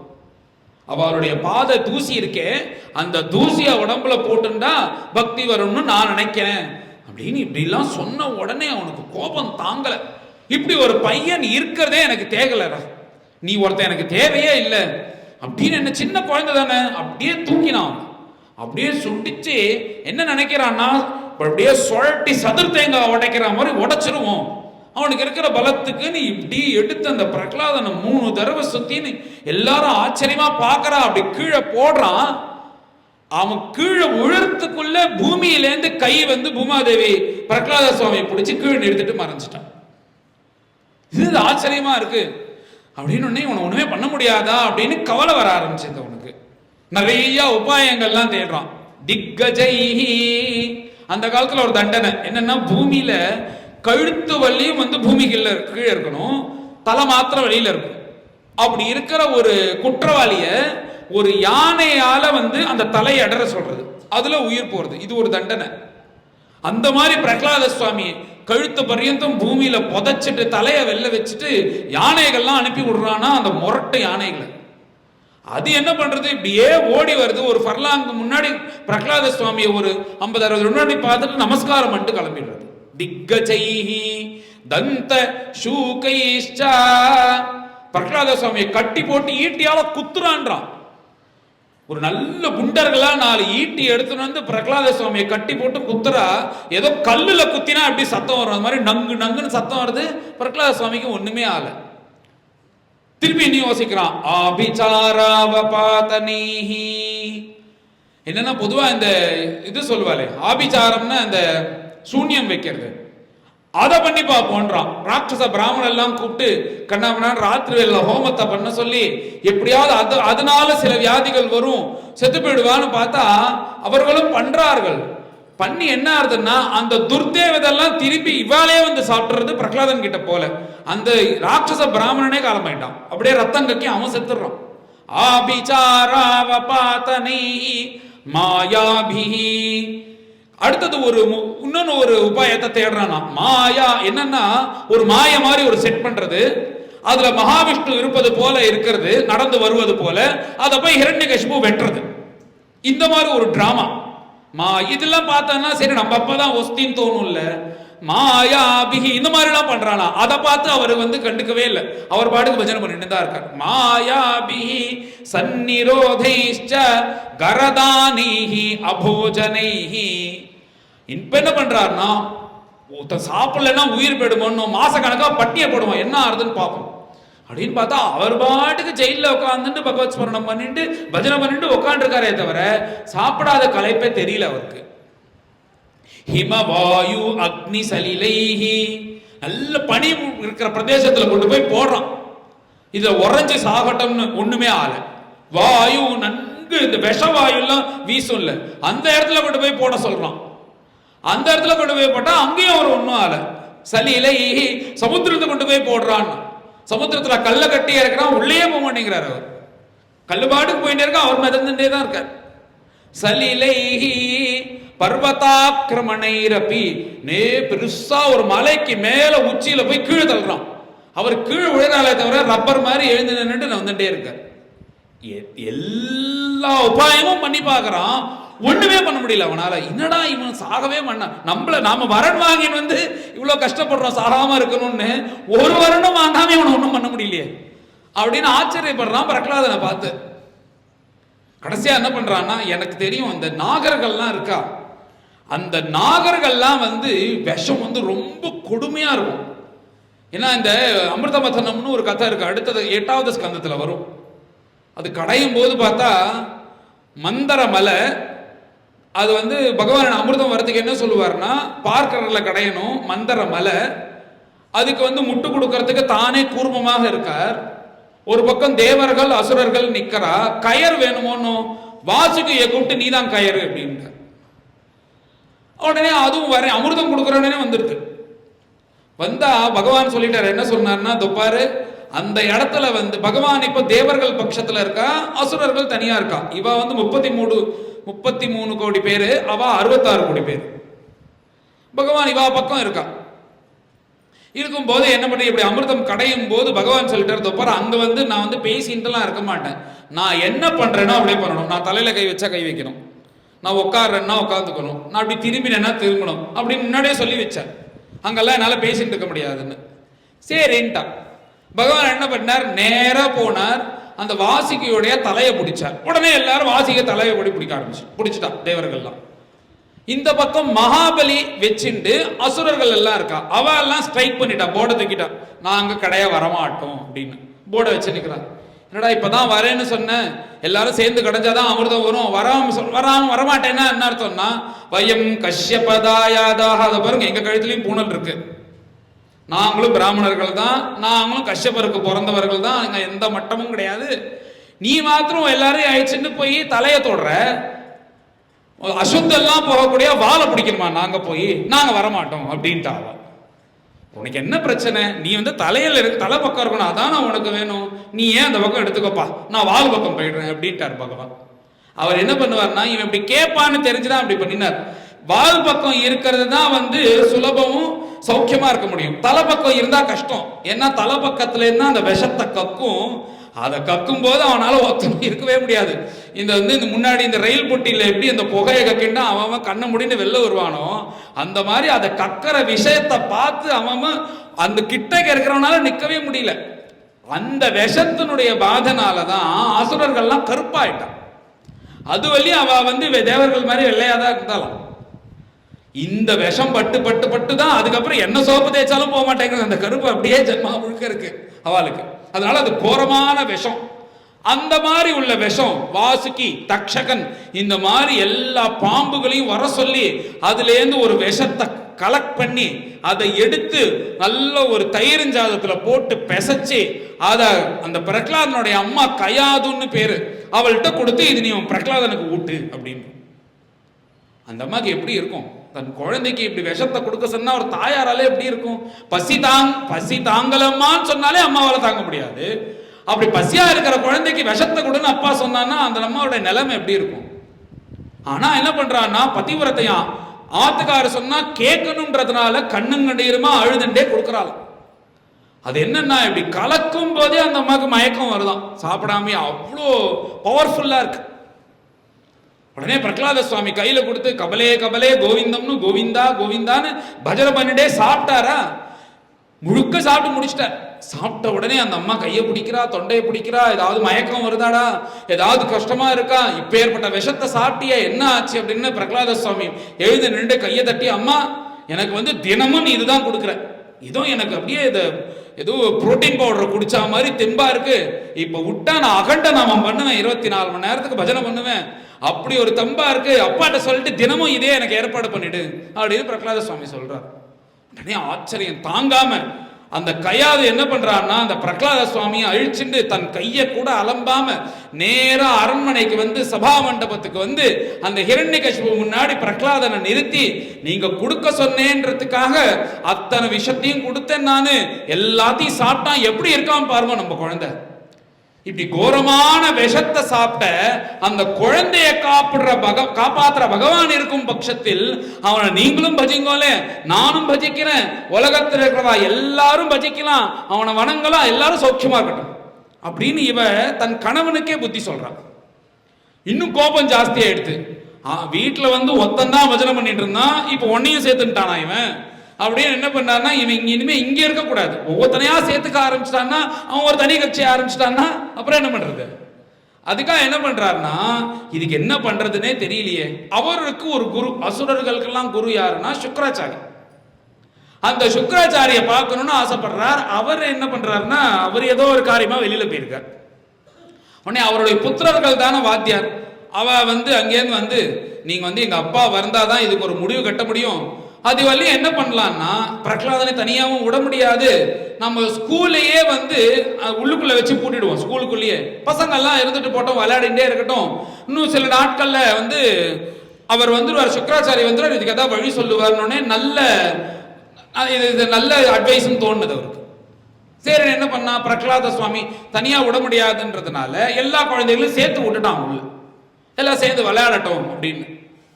உள்ளுக்குள்ள போனா எல்லா குழந்தைகளும் சேர்ந்து விளையாடுறது எல்லாம் என்ன சொல்லிட்டான்னா, சுக்கராச்சாரி வரவல்லியும் பாடவே கிடையாது, உங்களுக்கு வேலைக்கு சாப்பாடு வந்துடும், பால் வந்துடும், எல்லாம் இங்க படுத்துன்னு தூங்குங்கோ, எவ்வளவு வேணுமோ விளையாடுங்கோ, ஆனா வெளில வரக்கூடாது அப்படின்னு இந்த ஹவுஸ் அரெஸ்ட் மாதிரி பண்ணிட்டான். அதுக்கெல்லாம் ரொம்ப சந்தோஷம். ஏன்னா ஸ்கூலுக்கு போனா எதுக்கு படிக்க வேண்டாம், ஸ்கூலுக்கு போனா விளையாடிட்டே இருக்கலாம்னு எல்லாம் ஸ்கூலுக்கு அங்கே சந்தோஷமா இருக்கு, எல்லா குழந்தைகளும் விளையாடுறது சந்தோஷமா. இப்படி 2 நாள் ஆச்சு, 3 நாள் ஆச்சு, விளையாடி போர்டு அடிக்க ஆரம்பிச்சு. பிரகலாத சுவாமி மாத்திரம் என்ன பண்றாருன்னா, அவர் பாட்டுக்கு தனியா ஒரு குட்டி சவர் மாதிரி ஒரு சவர் இருக்கு, அதுல உட்கார்ந்துட்டு அவர் பாட்டுக்கு பகவத் ஸ்மரணம் பண்ணிட்டு இருக்காரு. நேரா அந்த குழந்தைகள்லாம் பிரகலாத சுவாமி கிட்ட பிரகலாதா, இத்தனை நாளா நாங்களும் விளையாடணும், அழுத்து போயிடுத்து, நீ விளையாடவே வரல, நீ ஏன் இப்படி இருக்க, நாங்கெல்லாம் என்ன பண்ணணும், இப்படி அழுத்து போயிட்டு போர் அடிக்கிறதே அப்படின்னு இங்க வா. உடனே பிரகலாத சுவாமி சொல்றாராம், கௌமார ஆச்சரேத் பிராஜ்ஞா தர்மான் பாகவதானிக. நீ போர் அடிக்கிறதுன்னு சொல்றியே, எனக்கு பயமா இருக்குடா, ஏன்னா கால கிரீடதி கச்சத்யாயுன்னு போயிட்டு இருக்கு. கேலண்டர்ல போய் அந்த கேலண்டர்ல யாரும் போய் ஒரு பேப்பர் ஒட்டுற மாதிரி வைக்கல. ஏன்னா நீ 64 வருஷம் இருக்க போறேன்னா அதுல ஒரு நாள் போயிடுத்து, கிழிச்சு தூக்கி போட்ட, அவ்வளவுதான். பாக்கி 63 வருஷத்துக்கு 365 24 நாள் தான் இருக்கு. நாள் போனதுதான் திரும்ப வரவே வராது. இந்த மாதிரி ஒவ்வொரு நாளும் போயிட்டே இருக்கு. என்னைக்கு மிருத்யு வரப்போறான்னு தெரியல. கிரகீத இவ கேசேஷு மிருத்யுனா தர்மமாச்சரேத்துன்னு நீ ஒரு நல்லது பண்ணணும்னா, இந்த பாரு உன் கழுத்தை பிடிச்சிருக்கான் யமன், அதனால தர்மத்தை பண்ணிடணும்னு யோசிச்சு பண்ணணுமா. இன்னைக்கு வேணா நாளைக்கு பண்ணுவோம், நாளன்னைக்கு பண்ணுவோம்னா மனசு மாறிடும். அப்புறம் நம்ம எப்படி சௌக்கியமா இருக்க முடியும்? கிரகீத இவ கேசேஷு மிருத்யுனா தர்மமாச்சரேத்துன்னு சாஸ்திரம் சொல்றது. அதனால நீங்கெல்லாம் பொழுது போகலன்னு சொல்றியேப்பா, எனக்கு பயமா இருக்கு, பொழுது போறதேன்னு போயிட்டே இருக்கு. பகவானை பார்க்கணும், அரிது மானிடா பெருத்தரல் அரிதுன்னு கௌமார ஆச்சரேத் பிராஜ்ஞா தர்மான் பாகவதானிகா துர்லபம் மானுஷம் ஜென்மா. இந்த மனுஷ ஜென்மா எப்ப ஒரு லாட்டரி சீட்ல ஜாக்பாட் பிரைஸ் மாதிரி மனுஷ ஜென்மா. இப்படி உட்காந்துட்டே இருக்கும், திடீர்னு அங்கேருந்து ஒரு பன்னி வருதுன்னா மேல கதை நடக்குமோ, அந்த பன்னி இங்கேருந்து காம்பவுண்ட் வாலுக்கு வெளில போனதுக்கு அப்புறம் தான் கதையா ஆரம்பிப்போம். நான் மனுஷன் வரான், வாங்கன்றான், உட்காந்துக்கிறான், பிரசாதத்தை கொடுக்குறான், அதை பண்றான், இதை பண்றான், அவளுக்கு கிரீட போடுறான், மாலையை சாத்துறான், சால்வை போடுறான், இத்தனை எதனால? மனுஷனா இருக்கிறதுனால தானே. அதனால மனுஷனா பிறக்கிறது என்னன்னா மொத்தம் 80 லட்சம் ராசி ஜீவராசிகள்ல ஃபர்ஸ்ட் பிரைஸ் கிடைப்பது போலதான் மனுஷ ஜென்மா. இப்பேற்பட்ட அருமையான மனுஷ ஜென்மா, அழகா காது கண்ணு எல்லாம் கேட்கறது. இதை வச்சுட்டு இப்படி பொழுது போலையேன்னு சொல்றியேப்பா, பொழுது போயிட்டே இருக்குன்னு கவலைப்படணும். இப்பேற்பட்ட அருமையான மனுஷ ஜென்மா, இது மனுஷ ஜென்மாவாவே இந்த உலகம் இருக்கிற பரியத்தை இருக்க முடியும்னா முடியாது. என்னைக்கோ ஒரு நாள் போய் தான் ஆகணும். அத்ருவம் சாஸ்வதம் கிடையாது, அர்த்ததம். ஆனா சாஸ்வதம் இல்லாத நிரந்தரம் இல்லாத இந்த மனித ஜென்மாவை வச்சுட்டு நிரந்தரமா இருக்கக்கூடிய கடவுளை அடைஞ்சிட முடியும். அதுக்கு இது ஒரு ஹேத்து போல இருக்கு, ஒரு வழிகாட்டி போல இருக்கு அப்படின்னு சொல்லி, அதுக்கு மேல குழந்தைகள் கௌமார ஆச்சாரே இந்த வயசுல பக்தி பண்ணணும்பா. எல்லாம் பக்தி ஒரு 50 எல்லாருமே இப்ப எப்படி இருக்கா, ரிட்டையர்ட் லைஃப், நான் அப்படியே ஃபுல் டெடிகேஷன் ஃபுல்லா அப்படியே கடவுளுக்கு தான் என் வாழ்க்கை, ரிட்டையர்ட் லைஃப் அப்படின்றா எல்லாரும். நான் இப்ப வேலை பார்த்துட்டு இருக்கேன், ரிட்டையர்ட் லைஃப்ல எல்லாம் ரிட்டையர்ட் லைஃப் பண்ணி நீ உயிரோட இருக்கிறதுக்கு யம தர்மராஜாவும் மச்சினா சட்டக்கணா. அதனால எப்ப நல்லது தோன்றதோ பண்ணிட்டே இரு. ரிட்டையர்ட் லைஃப் அனுப்புற பண்றேன்னா சந்தோஷம். ஆனா கௌமார ஆச்சாரே பிராஜ்யா 60 வருஷம் போனது பொண்ணு திரும்ப வருமா? எப்பே நல்ல எத்தனை நல்ல விஷயம் இருக்கு, இதெல்லாத்தையும் தெரிஞ்சுட்டு நமக்கு ஏதாவது வருமானம் நாம் அதுல பிரவர்த்தி பண்ணணும்ல. இப்படியே சாப்பிட்டு தூங்கிட்டு சம்பாதிச்சுட்டு குடும்ப வாழ்க்கையில இருந்துட்டே இருந்தா இதான் வாழ்க்கையா? இப்படி எல்லாம் பலவாறு உபதேசம் பண்ணி, அதனால சுகம் ஐந்திரியகம் தைத்யாக தேகயோகேன தேகினாம் ததபி அத்ருவம் அர்த்ததம். இப்படி மனுஷ ஜென்மத்தினுடைய பெருமை எல்லாம் சொல்லி, இப்போ உங்களுக்கு சின்ன வயசு, இந்த வயசுல பக்தி பண்ணணும். சின்ன வயசுல அழைச்சன் வந்தா தானே நம்மளுக்கு இந்த நல்ல கதையை கேட்கறதோ அல்லது கோவில்களுக்கெல்லாம் அழைச்சின்னு போறதோ நல்ல விஷயத்த சொல்லி கொடுக்கறதெல்லாம் அந்த குழந்தைகள்ல 5 வயசு பர்யந்தம் விளையாட்டா இருக்கும். 5 வயசுக்கு அப்புறம் யோசிக்க ஆரம்பிச்சிடும். நீங்க அந்த 5-6 வயசுல கதைக்கு இந்த மாதிரி நடந்தா எல்லா நல்ல காரியங்களுக்கும் அழைச்சின்னு வரணும். அது வந்தா நம்மளுக்கு டிஸ்டர்பன்ஸா இருக்கேன்னு இருக்கவே கூடாது. குழந்தைகள் எல்லாம் அழைச்சின்னு வரணும். ஏதோ அது பாட்டுக்கு விஷமம் பண்ணி 4 நல்லது கேட்கறது ஒன்றும் இதுதான் பின்னாடி வேலை செய்யும். 16 வயசான பையனை கதைக்கு வானா வரவே மாட்டான், கண்டிப்பா வரமாட்டான். அவனுக்கு உள்ள ஃப்ரெண்ட் சர்க்கிள் ஒன்று, அவனுக்கு இருக்கிற பழக்க வழக்கம் ஒன்று, அது தனியா ஒரு உலகம் இருந்துட்டே தான் இருக்கு. அவனை கூப்பிட்டு நல்லது கேட்கவானா வரமாட்டான். ஆனா அந்த குழந்தைகள் நம்ம சின்னப்பத்திலேருந்தே பழகினோம்னா அவனே ஆசைப்பட்டு வந்துடுவான் அந்த வயசுல. ஏன்னா அதனுடைய வேல்யூ தெரியும். சின்ன குழந்தைகளா இருக்கிறதுனால கேட்கும், நம்ம சொன்ன பேச்சை கேட்கும். 16 வயசு என்ன காமக்ரோதம் வந்துடும், சுயமா சிந்தனை பண்ண ஆரம்பிச்சிடும், வரமாட்டான். அதனால சின்ன வயசுலயே இதெல்லாம் தெரிஞ்சுக்கணும்பா. இப்ப சின்ன வயசு, இந்த வயசுல நீ பக்தி பண்ணு அப்படின்னு உடனே அப்படியா பிரகலாதா, அப்ப நம்ம கல்யாணம் எல்லாம் ஒன்றும் பண்ணிக்க வேண்டாமா, இப்படியே இருந்தா போதுமா? கல்யாணம் எல்லாம் பண்ணிக்காம இருந்தா எவ்வளவு கஷ்டம். அழகா ஒரு பொண்ணை பார்த்து கல்யாணம் பண்ணிக்கணும்ல, அதெல்லாம் சௌக்கியமா இருக்க வேண்டாமா அப்படின்னு உடனே பிரகலாத சுவாமி சொல்றாராம். இவரும் பிரம்மச்சாரி. இதுல ஆச்சரியம், கல்யாணம் பண்ணிண்டா என்னென்ன கஷ்டம்லாம் வரும்னு சொல்றார். அது சொல்றவர் யாருன்னா பிரகலாத சுவாமி. குழந்தை அவருக்கு கல்யாணம் ஆல. இந்த கதை யார் சொல்றா? நாரத தர்மபுத்திரர் சொல்றார், அவரும் பிரம்மச்சாரி. நாரத தர்மபுத்திரருக்கு சொல்றான்னு யார் சொல்றாருன்னா சுகாச்சாரியால் பரீட்சித்து சொல்றார், அவரும் பிரம்மனிஷ்டர். இதுல சொல்றவா யாருமே கல்யாணம் ஆகாதவா, ஆனா கல்யாணம் பண்ணிட்டா என்னென்ன கஷ்டம் வரும்ன்றத அழகா சொல்றான். கதம் பிரியாயாக அனுகம்பிதாயாக. கல்யாணம் பண்ணிட்டா முதல்ல அனுகம்ப என்னன்னா, புரியுற மாதிரி சொல்றேன்னு வச்சுக்கோங்களேன். கல்யாணம் ஆகி ஆத்துக்கு வந்துட்டான், நல்ல கல்யாணம் ஆகிடுது, ஆத்துக்கு வந்துட்டான், வீட்டுக்கு வந்துட்டான். வீட்டில் இருந்துட்டே இருக்கும்போது பார்த்தா அவன் ஆஃபீஸ் போயிட்டு வரான், அந்த பொண்ணு இருந்துட்டு இருக்கா. அந்த கல்யாணம் புதுசுல எப்படி இருக்கும், மனைவியை பார்க்கணும்னு ஆசையா வருவானோன்னு ஆசையா வரான்.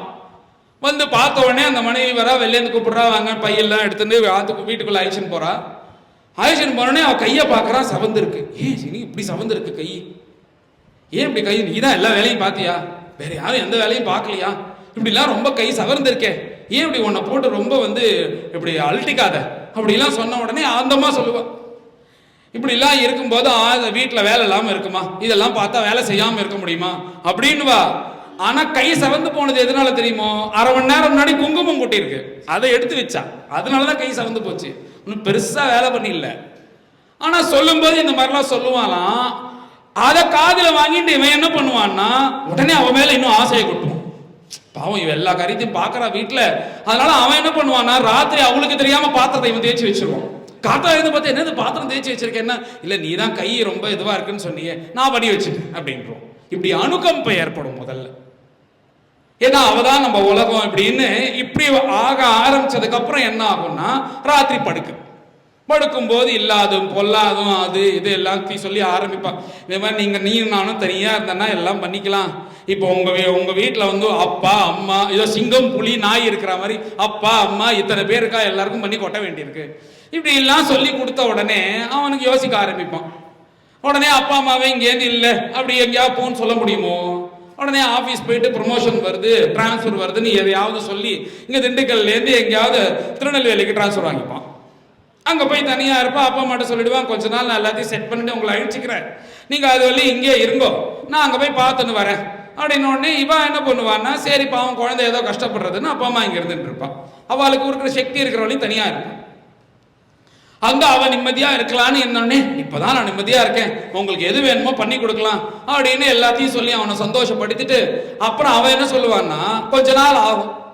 ஆஃபீஸ் போயிட்டு வந்துட்டு இருக்கும்போது அவன் சொல்லுவான், நான் தனியாக இருக்கேன், எனக்கு ரொம்ப போர் அடிக்கிறது, எனக்கு ஒரு தம்பி இருக்கான் ஊரில், அவனை ஐசன் வந்து துணைக்கி வச்சுக்கிட்டுமா அப்படின்வா. உடனே அவன் என்ன சொல்லுவான், வச்சுப்பா, ஏன் என்ன பண்ணுறது, துணைக்கு வேணும்னு வச்சுக்கோ. அவன் எப்படி இருக்கான்னா, அவனுக்கு நல்லது எதுவுமே தெரியாது. இப்படி ஊரை சுத்திட்டு தப்பு தட்டா பண்ணிட்டு வம்பு இழுத்துட்டு இப்படி சுத்திட்டு இருக்கிற பையன், ஒரு கையில் ஒரு கை காசு கிடையாது, எல்லாத்தையும் இப்படி செலவு பண்ணிட்டு இருக்கிற பையன். அவன் அங்கேருந்து வருவான், அவனை வச்சுப்பா. இவன் வண்டி இருந்தா சரி வரல, நான் வந்து எனக்கு வேணுங்கிறவெல்லாம் ஆக்ஷன் வரேன் அப்படின்னு பார்த்தா, இங்க ஒரு நிறைய பேர் இருக்காளேன்னு அப்பா அம்மா விட்டுட்டு அங்க போனா அது ஒரு பெரிய குடும்பமா ஆயிடும். போறாதுக்கு அப்பா அம்மாவுக்கு வயசும் ஆடும், நாங்க எங்க போவோம்ப்பா அவங்ககிட்ட தான் இருக்கணும், அவளும் வந்துருவா, அவளையும் வச்சுக்கிற மாதிரி ஆயிடும். இப்படி குடும்பத்துல பார்த்தா எல்லாரும் சேர்ந்துருவான். இவன் சம்பாதிச்சுட்டு அவாவா என்ன பண்ணுவான், எல்லாரும் எப்படி இருப்பான்னா தனக்கு என்ன வேணுமோ தானே கேட்பான். பையன் வருவான், எனக்கு ஸ்கூல் ஃபீஸ் வேணும்னுவா, பொண்டாடி எனக்கு அந்த நகை வேணும்னுவா, பொண்ணு வருவா எனக்கு ஏதாவது பண்ணி கொடு நான் படிக்கணும்னுவா. இப்படி அவாவாளுக்கு வேணுங்கிறது அதை கேட்டுட்டு உங்ககிட்டேருந்து எல்லாத்தையும் எடுத்துட்டு கடைசியில் அவனை என்ன பண்ணுவா, திரும்பி பார்த்தா உனக்கு செலவு ஜாஸ்தியாகிட்டே இருக்கும். அப்படி இருக்கிற மொத்தம் என்ன பண்ணுவான்னா, மாதம் 20,000 ரூபாய் 30,000 ரூபாய் சம்பாதிக்கிறான்னா பத்தாது, ஆஃபீஸ் பணம் கொடுத்து வச்சிருந்தானா ரொட்டேஷனுக்கு 4 மாதம் எடுத்து விடுவோம் அப்படின்னு விட்டுருவோம். 5வது மாதம் அவங்க வந்து மேனேஜர் வந்து பிடிச்சிட்டு 2 மாதத்துக்குள்ள நீ பணத்தை கொடுக்கலன்னா வேலை போயிடுவோம். அப்ப என்ன பண்ணுவான், ஒரு எலிப்பெரியில எலி மாட்டின்றது போல இப்படி சம்சார வாழ்க்கையானது கொண்டு விட்டுரும்பா. அதனால நீ நினைக்கிற மாதிரிலாம் கல்யாணம்லாம் ரொம்ப நல்லா இருக்கும்லாம் நினைக்காத, அதுல உள்ள கஷ்டம்லாம் நிறைய இருக்குன்னு பிரகலாத சுவாமி சொல்றாரு அந்த குழந்தைகிட்ட.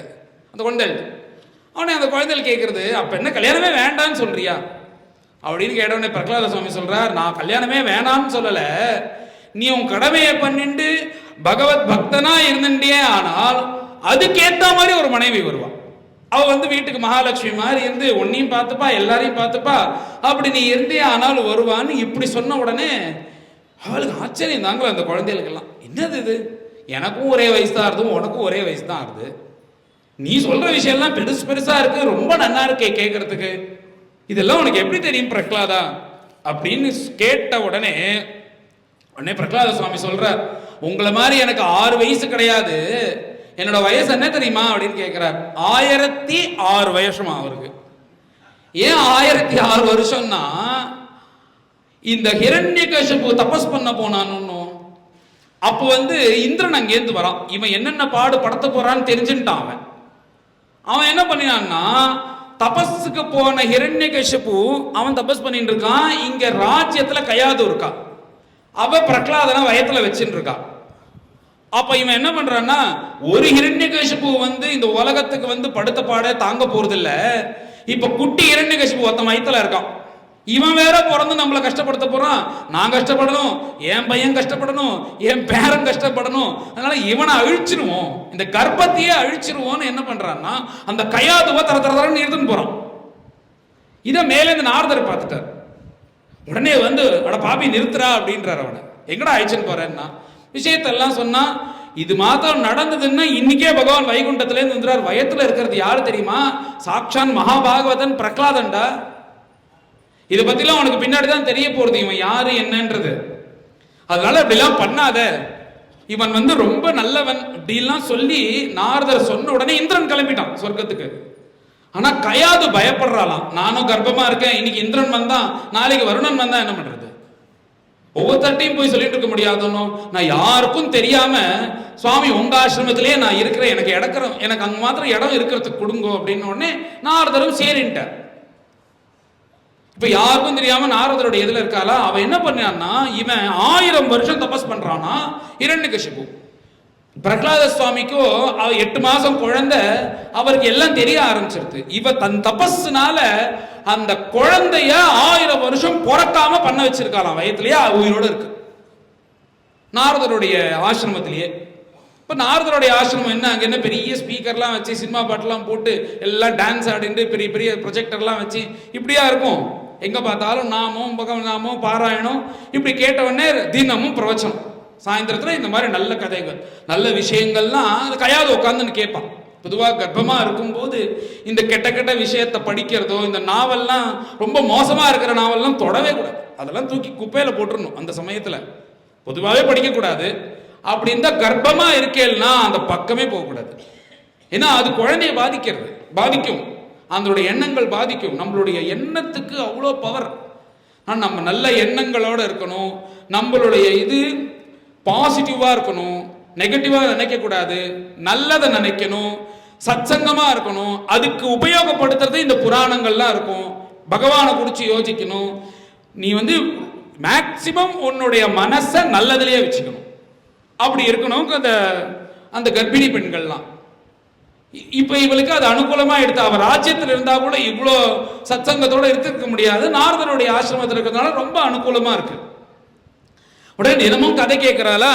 இவ கதை கேட்கறது ஆச்சரியம் இல்லை, எல்லா கதையும் பிரகலாத சுவாமி கேட்டுருக்காராம் உள்ள. அவர் சொல்றார், எனக்கு 6 வயசு இல்லப்பா, 1000 வருஷம் நான் கர்ப்பத்துல இருந்து கதை கேட்டிருக்கேன். என்னுடைய குருநாதர் நாரதர், அதனால எனக்கு எல்லா விஷயமும் தெரியும் அப்படின்னு இந்த குழந்தைகிட்ட சொன்னே அவ இன்னும் ஆச்சரியமா பாக்குறா. இப்படி எல்லாம் குழந்தைகள் ஆச்சரியமா பார்த்து அப்படியே ஆனால் கடைசியா என்ன பண்ணணும், இப்படி எல்லாம் கேட்ட உடனே ததோ ஹரோ பகவதி பக்திம் குருத தானவாஹ ஆத்ம உபம்யேன சர்வத்ர சர்வபூதாத்மனீஸ்வரே. எல்லா இடத்துலையும் எறும்புலேந்து பிரம்மதேவன் பர்யந்தம் உலகத்துல இருக்கிற அத்தனை விஷயமும் பகவத் சுரூபமா பார். பகவத் சுரூபமா நீ பார்க்கவே ஆரம்பிச்சிட்டேன்னா உன் மனசே மாறிடும். அப்படி நீ பார்க்கிட்டேன்னா உனக்கு எந்த கஷ்டமும் வராது. வேண்டியவன் வேண்டாதவனும் இருக்க மாட்டான். எல்லாரும் பகவானா தான் பார்ப்ப. அப்பேற்பட்ட பகவான் இடத்துல பக்தி பண்றது தான் இந்த மனுஷ ஜென்மாவனுடைய சாபல்யம், இதனுடைய பலன் அப்படின்னு சொன்ன உடனே சாதாரணமா ஒருத்தன் சொல்றதுக்கும் பிரகலாத சுவாமி சொல்றதுக்கும் வித்தியாசம் இருக்குல்ல. பிரகலாத சுவாமி அனுபவத்துல சொல்றார். அப்படின்னும் போது உடனே அந்த குழந்தையெல்லாம் மாறிடுது. உடனே அது என்ன பண்றதுன்னா எல்லாரும் உட்கார்ந்து நாராயண நாராயண நாராயண நாராயண நாராயண நாராயண நாராயண நாராயண நாராயண நாராயண நாராயண நாராயண நாராயண நாராயண நாராயண அப்படின்னு எல்லாம் நாராயண பஜனை பண்ணாங்க. எல்லாம் ஹரிநாராயண ஹரிநாராயண ஹரிநாராயணன்னு பஜனை பண்றது மாத்திரம் இல்ல, எழுந்து ஆட ஆரம்பிச்சுட்டா. எல்லாம் ஒவ்வொருத்தரும் பார்த்து பார்த்து தொல்லை கையை போட்டு இந்த பக்கம் 4 பேர் ஆடுறான், திவ்யநாமத்தில் ஆடுற மாதிரி அந்த பக்கம் 4 பேர் ஆடுறான். பார்த்தா ஆயிரக்கணக்கான குழந்தைகள் பஜனை பண்ண ஆரம்பிச்சிருது. உடனே இந்த சண்டாமார்க்கர்களை பார்த்தார்கள். ரிசல்ட் அவளுடைய அந்த ராஜினாமா லெட்டர் எடுத்துட்டா. அப்புறம் அந்த ஸ்கூல்லுடைய சாவி எல்லாம் பெரிய பெரிய இந்த திண்டுக்கல் போட்டு பூட்டியிருக்கா. அந்த பூட்டு சாவி எல்லாத்தையும் எடுத்துன்னு போய் நேரா ஹிரண்யகசிபு கையில கொடுத்து, எங்களுக்கு இந்த வேலையும் வேண்டாம், எதுவும் வேண்டாம், நீங்க உங்க பையன் பஜனை பண்ணதுக்கே எங்களை கோச்சிட்டே இல்லை. இப்ப பாருங்க ஆயிரக்கணக்கான குழந்தைகள் பஜனை பண்றது, எங்களால ஒண்ணுமே பண்ண முடியாது, இந்த கேஸை நீங்க பாத்துக்கோங்க அப்படின்னு கையில கொடுத்துட்டு இவா கிளம்பிட்டான். அவனுக்கு பரம கோபம். ஏன்னா இப்படியே பண்ண எல்லாரையும் மாத்திடுவானோன்னு பயம் வந்துருது. இவனை என்ன பண்றதுன்னு தெரியல. கோபம் வருது. அந்த பிரகலாத சுவாமியை தூக்கி தர தர தர தர தர தர இழுத்துட்டு ஒரு பெரிய சபா மண்டபம், அந்த சபா மண்டபம் அவனே பார்த்து கட்டினதான் பெரிய மண்டபம், 1000 மண்டபம். அதுல கொண்டு வந்து பிரகலாத சுவாமி அழிச்சின் வந்து, ஹே துர்வினீதா மந்தாத்மன்னு, என் குடும்பத்தை கெடுக்க வந்த கோடாலியன் திட்டுறானா. யாரு? இவன் பிரகலாதனை திட்டுறான். திட்டி மந்தாத்மன்னு புத்தி கெட்டவனே, குலபேத கராதமா ஸ்தப்தம் மச்சாசனோத்தூதம் நேஷ்யேத்வாத்ய யமக்ஷயம் க்ருத்தஸ்ய யஸ்ய கம்பந்தே த்ரயோ லோகாஸ் சஹேஸ்வரஹ. இந்த எறும்புலேருந்து இந்த எல்லா தேவர்களும் பிரம்மதேவன் பரியந்தம் என்னுடைய ஆజ్ఞைக்கு பயந்துட்டு எல்லாரும் அந்த ஹரி நாராயணனே மறந்துட்டு இப்படி இருக்கும்போது நீ யாருடா, நீ யார் இங்க வந்து பஜனை பண்றதுக்கு? ஸ்தப்தம் மச்சாசனோத்தூதம் நேஷே துவாத்யயமக்ஷயம், என்னுடைய சாசனம் நான் சொன்னதை கேட்காம நீ பண்ணிட்டு இருக்கியோன்னோ, உனக்கு யாரா பலம்? இன்னைக்கே நான் உன்னை கொலை பண்றேன், என் கையால கொலை பண்றேன். இத்தனை நாளா நான் இதை பண்ணக்கூடாதுன்னு நினைச்சேன், இப்ப நானே அதை பண்றேன். உனக்கு யார் பலம் அப்படின்னு கேட்ட உடனே பிதா ஸ்ருண்வன் பால பிரஹரமகிலம் தொத்ஸ்துதி பரம் ருஷாந்தா பிராஹீனம் குலஹதகா கஸ்தே பலமிதி பலம் மே வைகுண்டா தவச்ச ஜகதாஞ்சாபி சபலம் சயேவ த்ரைலோக்யம் சகலமிதி தீரோயமகதீத். குருவாயூரப்பன் சந்நிதியில சாட்சா நாராயண பட்டத்திரி நாராயணியத்துல சொல்றார். ஏன்னா இந்த பாகவதத்தையே தான் நாராயணியமா பண்ணியிருக்கார். தசகம் தசகம் தசகம்னா 10 ஸ்லோகமா இருக்கும். இந்த மாதிரி 100 தசகம் 1000 ஸ்லோகத்துல பாகவதத்தை முழுக்க எழுதியிருக்கார். அதுல பிரகலாத சுவாமி சரித்திரத்தை சொல்லும் போது எப்படி இரண்யகசிபு இருந்தான்னா பிதா ஸ்ருண்வன் எல்லாரும் ஹரிநாராயண ஹரிநாராயணன்னு கேட்ட உடனே வந்து கோபத்தோட அழிச்சன் வந்து தொத்ஸ்துதி பரம், ஹே குருவாயூரப்பா உன்னை பத்தி அவ பாடிட்டு இருந்தாலே. ஏன்னா இந்த நாராயணியமே அப்படின்னா மத்தியம புருஷ பிரயோகம். குருவாயூரப்பனை பார்த்து பார்த்து பேசுறாராம். இப்போ ஒருத்தர் நேரா இருந்தா தானே அவள்கிட்ட நம்ம பேசுவோம். பாக்கி புராணங்கள்லாம் எப்படி இருக்குன்னா அந்த காலத்துல இந்த கதை நடந்தது நடந்தது நடந்ததுன்னு கதை சொல்லிட்டு வருவா. ஆனா நாராயணி எப்படின்னா குருவாயூரப்பா உன்னை பத்தி பாடினாலாமே அப்படின்னு தான் சொல்வேன். ஏ குருவாயூரப்பா உன்னை பத்தி ஒரு ஸ்தோத்திரம் பண்ணாராமே துருவன் அப்படின்னு பேசும்போதே குருவாயூரப்பன்ட்ட சொல்ற மாதிரி தான் அதை பண்ணியிருப்பாரு. அப்படியா ஆச்சரியமா இருக்கும். அது உன்னை பத்தி பாடிட்டு இருந்தாலாமே. அப்ப அந்த ஹிரண்யகசிபு கோபம் பட்டு என்ன சொல்றானா, யாருடா உனக்கு பலம், எந்த பலத்துடா நீ இத்தனையும் பண்ற அப்படின்னு அந்த ஹிரண்யகசிபு அழிச்சின் வந்தபோது அந்த பிரகலாத சுவாமி என்ன சொல்றாருன்னா, பலம் மே வைகுண்டா, எனக்கு யாரு பலம்னா அந்த வைகுண்டவாசியா இருக்கக்கூடிய ஹரிநாராயணன் தான் பலம்.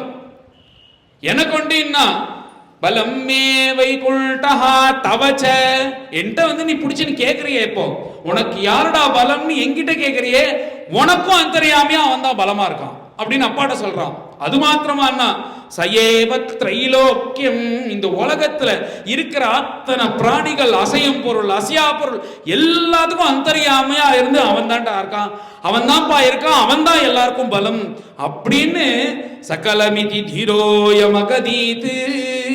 இந்த பிரகலாதன் சொன்னானாமே குருவாயூரப்பா அப்படின்னு கேட்கிறாராம். இந்த மாதிரி சொன்னா அவர் குருவாயூரப்பர் என்ன சொல்லுவார்னா ஆமான்னு தலையாட்டுவார். அந்த ஆமான்னு தலையை ஆட்டலைன்னா மேல இவர் அந்த ஸ்லோகமே எழுத மாட்டார். அவருடைய கதை ஒவ்வொன்றுத்தையும் இப்படி நேரா இப்ப நம்ம நேரா இருக்கிறவாள்கிட்ட பார்த்து பேசினா அவ நம்மளுக்கு பதில் சொல்லுவது போல அவர் எழுதியிருக்காரு எல்லாத்தையுமே. சகலமிதி தீரோய மகதீதி, அந்த பிரகலாதன் அன்னைக்கு சொன்னானாமேன்னு சொல்லாம இந்த பிரகலாதன் சொன்னானாமே அப்படின்றார். என்ன காரணம்னா அங்க அவர் இப்படி ஸ்லோகம் சொல்லும் போது பிரகலாத சுவாமி அவருக்கு தரிசனம் கொடுத்தாராம் குருவாயூரப்பன் சந்நிதியில. தீரோய மகதீது அப்படின்னு சொன்னானாமே அப்படின்னு உடனே ஆமான்னு குருவாயூரப்பன் தலையாட்டினாராம். இங்க பேர் நக்கேவலம் மே பவதச்சராஜ், எனக்கு இல்ல உனக்கு இல்ல, இந்த உலகத்துல இருக்கிறவா எல்லாருக்கும் அவன் தான் சக்தி. அப்படியா, அவனை தான்டா நான் தேடிட்டு இருக்கேன் இத்தனை நாளா, 71 சதுரயுகமா அவனை தான் நான் தேடிட்டு இருக்கேன். எங்க இருக்கான் எனக்கு சொல்லு, இப்ப சொல்லு, நான் இந்த க்ஷணம் அவன் கூட போய் சண்டை போட்டு அவன் நான் சம்மாரம் பண்றேன், எங்க இருக்கான்னு சொல்லு அப்படின்னு கேட்ட உடனே எங்க இருக்கானா, குவாசோ எதி சர்வத்ர, நீங்க என்ன எங்க இருக்கான்னு கேட்கிறேன், அவன் இல்லாத இடம் உண்டா, எல்லா இடத்துலயும் அவன் தானே இருக்கான், அவன் தானே பலமா இருக்கான்னு சொன்னேன்.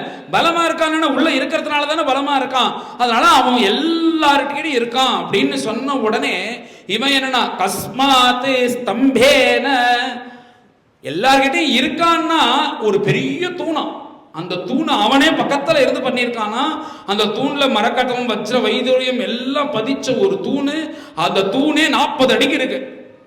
அந்த தூண் அழகான ஒரு தூண். அந்த தூணை பார்த்து ஏண்டா இதுல இல்ல அப்படின்றான். ஏன்னா அவனுக்கு தெரியுமா அவன் பக்கத்துல இருந்து பண்ணதுனால அதுக்குள்ள இல்லைன்னு சொல்றானா.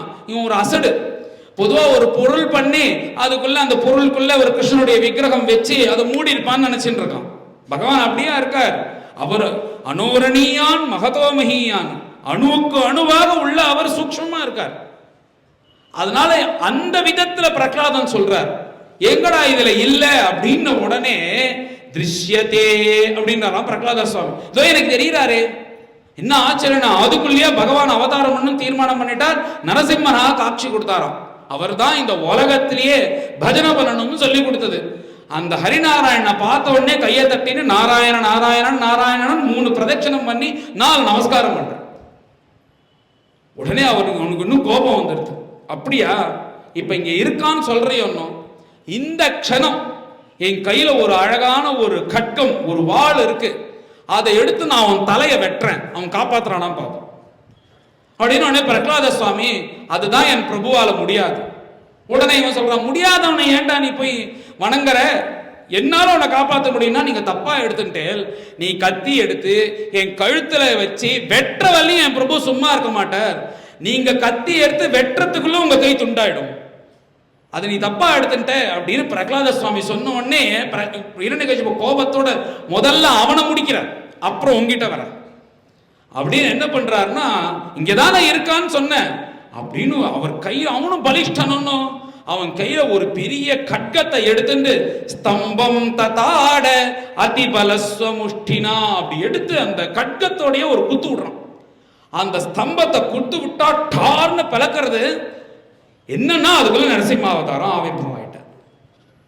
ஏன்னா சத்யம் விதாத்தும் நிஜ பிருத்ய பாஷிதம் வியாப்திம் ச பூதேஷு அகிலேஷு சாத்மனஹ அதிருஷ்யத அத்யத்புத ரூபமுத்வகன் ஸ்தம்பே சபாயாம் ந மிருகம் ந மானுஷம் சத்யம் விதாத்தும் நிஜ பிருத்ய பாஷிதம். பகவான் இப்படி அவதாரம் பண்றாரு. எப்படி இருக்காருன்னா, கழுத்துக்கு மேல சிம்ம ரூபம், கழுத்துக்கு கீழே மனுஷ ரூபம், தலையில கிரீடம், அந்த சிங்கத்துக்குள்ள பிடர்மயிர் இருக்கிறது போல எல்லா இடத்துலையும் அந்த முகம் முழுக்க பிடர்மயிர், அப்புறம் அழகான நீண்ட நெற்றி, அதுல திலக்கம், அப்புறம் கண்ணு, பெரிய கண்ணு, விஸ்தாரமான கண்ணு, கோபத்தால செவந்து கிடக்கு, அதுல இருந்து ரத்தம் சிந்தறது, குகாத்வாரம் போன்ற மூக்கு, விஸ்தாரமான கண்ண பிரதேசம், அல்ல நீண்ட வாய், அந்த வாயில நாக்கு எப்படி சிங்கத்துக்கு தொங்குறதோ அது போல நீண்டு தொங்குறது, அதுல இருந்து ஜலம் சொட்டுறது, உடம்பு முழுக்க எப்படி இருக்குன்னா அந்த திக்கு முழுக்க அளப்பது போல அவருடைய புஜங்கள், நீண்ட புஜம், மார்புல மகாலட்சுமி, அழகான பீதாம்பரம், இப்படி கழுத்துக்கு மேல சிங்க ரூபம், கழுத்துக்கு கீழே மனுஷ ரூபத்தோட உள்ளேந்து வெளில வர. சத்யம் விதாத்தும் நிஜ பிருத்ய பாஷிதம். என்னன்னா இப்ப சத்யம் பகவான் ஏன் அவதாரம் பண்ணினார்னா, பிரகலாதனை காப்பாத்துறதுக்காக அவதாரம் கிடையாது, பிரகலாதனுடைய வாக்க சத்தியம் பண்ணணும், அவனுடைய பேச்ச சத்தியம் பண்ணணும்ன்றதுக்காக. ஏன்னா பிரகலாதனை காப்பாற்றணும்னு அவர் வந்தார்னு வச்சுக்கோங்களேன், முதல்ல அவனுக்கு இடத்தில் கொடுத்தும் போதே வந்திருக்கணும், இத்தனை நாளா வரல. இப்ப என்ன சொன்னா பிரகலாதன்னா, இந்த தூண்ல இருக்கிறான் தெரியறான், இந்த தூண்ல ஏண்டா எனக்கு தெரியல அப்படின்னு முட்டின உடனே, இப்ப பிரகலாதன் இருக்கான்னு சொல்லிட்டு அந்த தூண் பழக்கும் போது இல்லைன்னா தன்னுடைய பக்தன் பொய் சொன்ன மாதிரி ஆயிடும்ல. அதனால அவர் என்ன பண்றாருன்னா, அவன் வாக்க, அவனுடைய பேச்ச சத்தியம் பண்றதுக்காக தான் அவர் நரசிம்மனா வர்றார் வெளியில. இது மாத்திரமானா சத்தியம் விதாத்தும் நிஜபிருத்திய பாஷிதம், ஏகப்பட்ட எதற்கு எல்லாருடைய வாக்கையும் சத்தியம் பண்றதுக்காக இந்த அவதாரமா. இது ஒண்ணு மாத்திரம் இல்ல, இன்னொன்னு என்னன்னா, இவர் ஹிரண்யகசிபு ரொம்ப சாமர்த்தியமா வரன்னு கேட்டானோ, இப்படிலாம் இருக்கணும் அப்படிலாம் இருக்கணும், இந்த மாதிரிலாம் வரக்கூடாதுன்னு, அதெல்லாம் கேட்டதுனால தன்னுடைய உண்மையான பக்தனாம் பிரம்மதேவன், அந்த பிரம்மதேவனுடைய வாக்கியம் காப்பாற்றணும்ன்றதுக்காக மனுஷ கழுத்துக்கு மேல சிங்க ரூபம், கழுத்து கீழே மனுஷ ரூபம், இப்படி எல்லாத்துக்கும் அதுக்கு உட்பட்ட மாதிரி வர.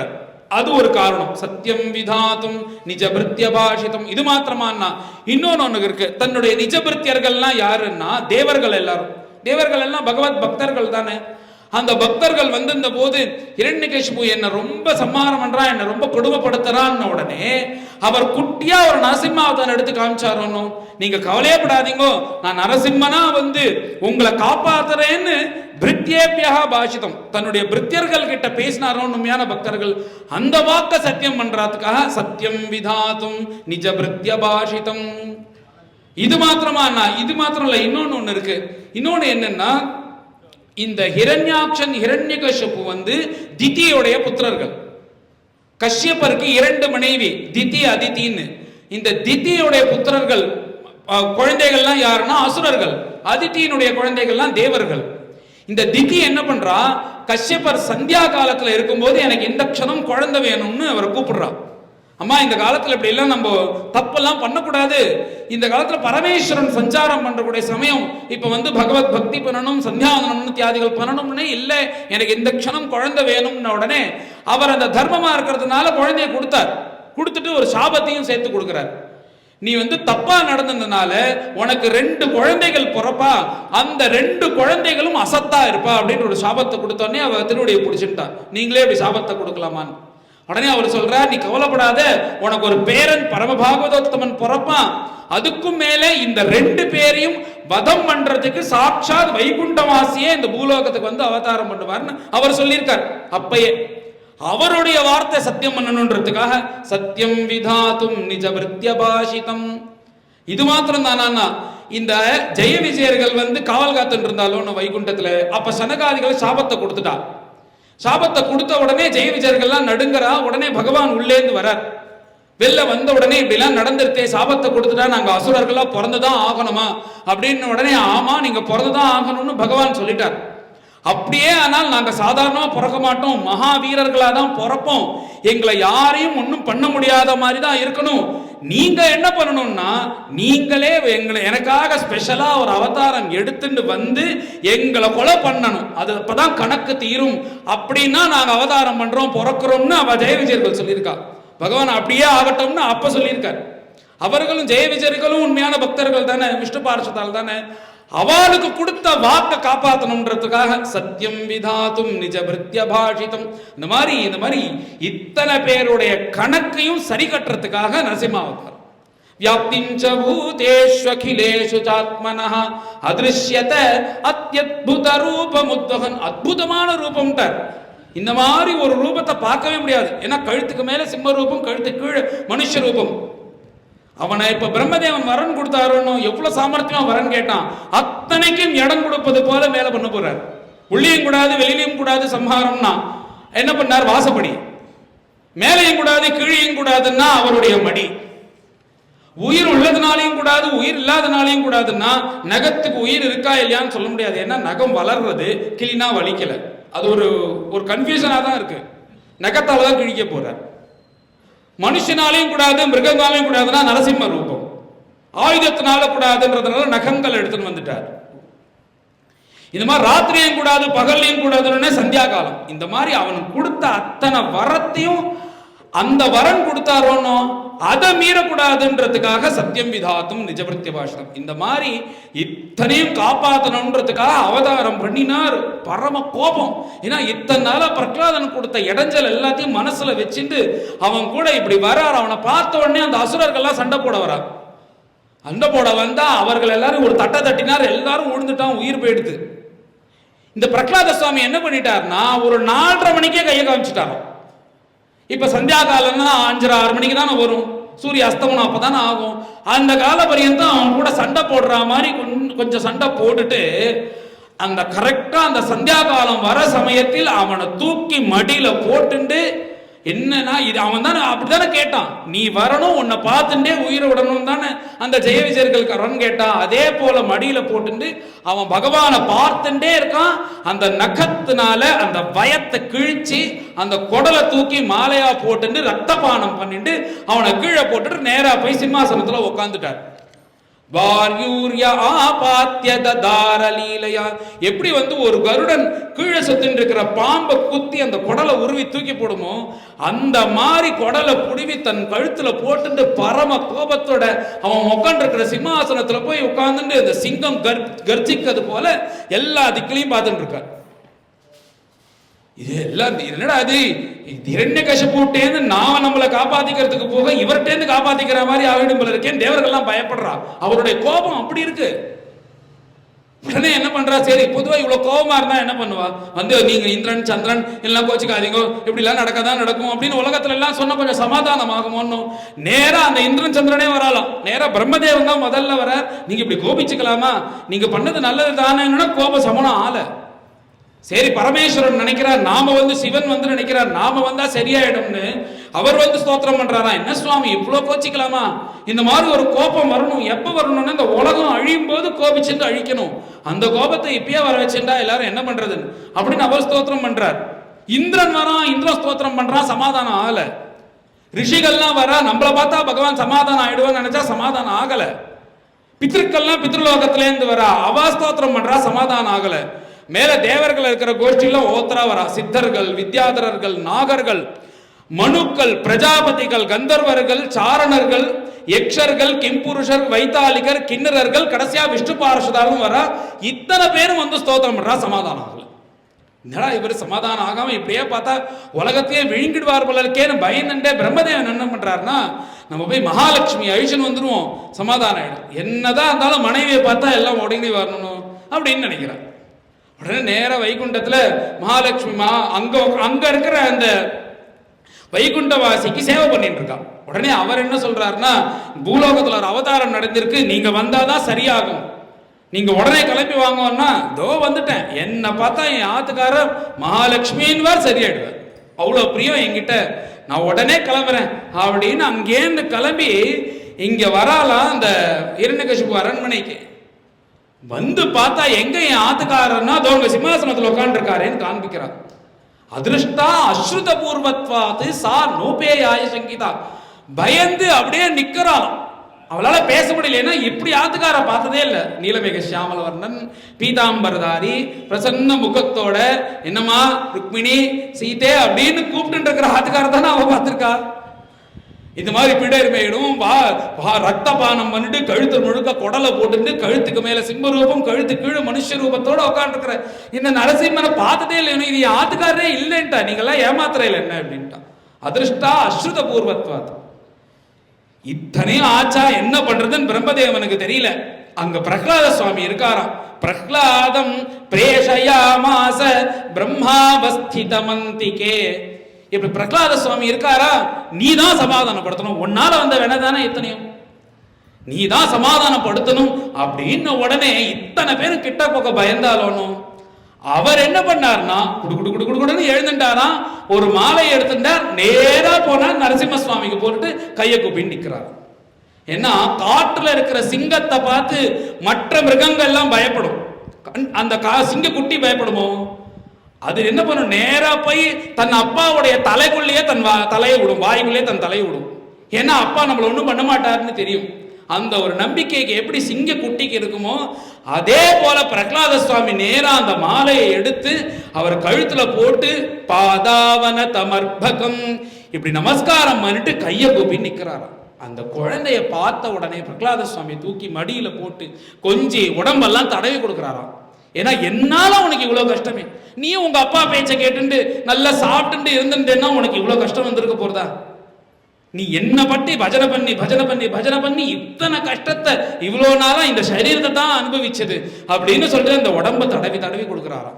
இதுல என்ன இருக்கு சுவாமி, நான் என்ன பெருசா பண்ணிட்டேன், உன்னுடைய கிருபைக்கு முன்னாடி என்னுடைய பக்தி என்ன இருக்கு அப்படின்னு அந்த குழந்தை பேசி உன்னை உச்சாப்பிய தச்சீர்ஷ்ணி அததாத்து கராம்புஜம், அந்த குழந்தை தலைய தன்னுடைய மங்கள ஹஸ்தமா இருக்கக்கூடிய கையில தலையில வச்சு உனக்கு எல்லாம் தெரியட்டும் அப்படின்னு உடனே அவர் ஸ்தோத்திரம் பண்ண ஆரம்பிச்சிட்டார். அஸ்தௌஷீது ஹரிம் ஏகாக்ர மனசா, அப்படி தெரியட்டும்னு உடனே அவருக்கு எல்லாம் தெரிய ஆரம்பிச்சிருது, எல்லாம் வந்துருது வாக்குல. ஏன்னா 5-6 வயசு குழந்தைக்கு என்ன தெரியும், படிப்பறிவு இல்லாததுனால பகவானுடைய அந்த ஹஸ்தம் தலையில, அந்த கை தலையில பட்ட உடனே அவரோட அஜ்ஞானம் முழுக்க போய் அவருக்கு எல்லாம் தெரிய ஆரம்பிச்சிருது.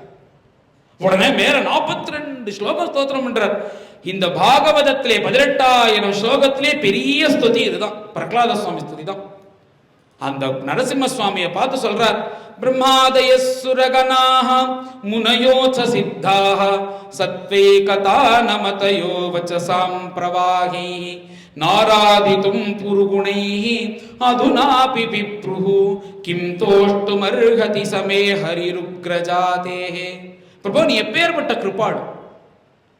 பொதுவா பெரிய போஸ்ட்ல இருக்கிறவனை கூப்பிடணும், சந்தோஷப்படுத்தணும்னா அவன் லேஞ்சில் இருக்கிறவன் தான் பார்ப்பான். ஒண்ணுமே இல்லாத போய் பேசுறானா போடா பயலேன்றுவான். இப்படிதானே உலகத்துல இருக்கிறவா இருக்கா. இவரை சமாதானப்படுத்தணும்னு யாரெல்லாம் வந்திருக்காங்கன்னா டாப் மோஸ்ட்ல இருக்கிற போஸ்ட்ல இருக்கிறவெல்லாம் இறங்கி வந்திருக்கா. பிரம்மதேவன், மகாலட்சுமி, பரமேஸ்வரன், எல்லா இந்திரன் எல்லாரும் வந்திருக்கா. சக்தி கதா நமதயோ வச்சசாம் பிரபா. எப்படியாவது சமாதானம் படித்திலான்னு அவாவா விதத்துக்கு ஸ்தோத்திரம் பண்றா கங்கா பிரவாகம் போற. ஆனா யாருக்கும் அவர் கோபம் குறைஞ்சா மாதிரி இல்லவே இல்லை.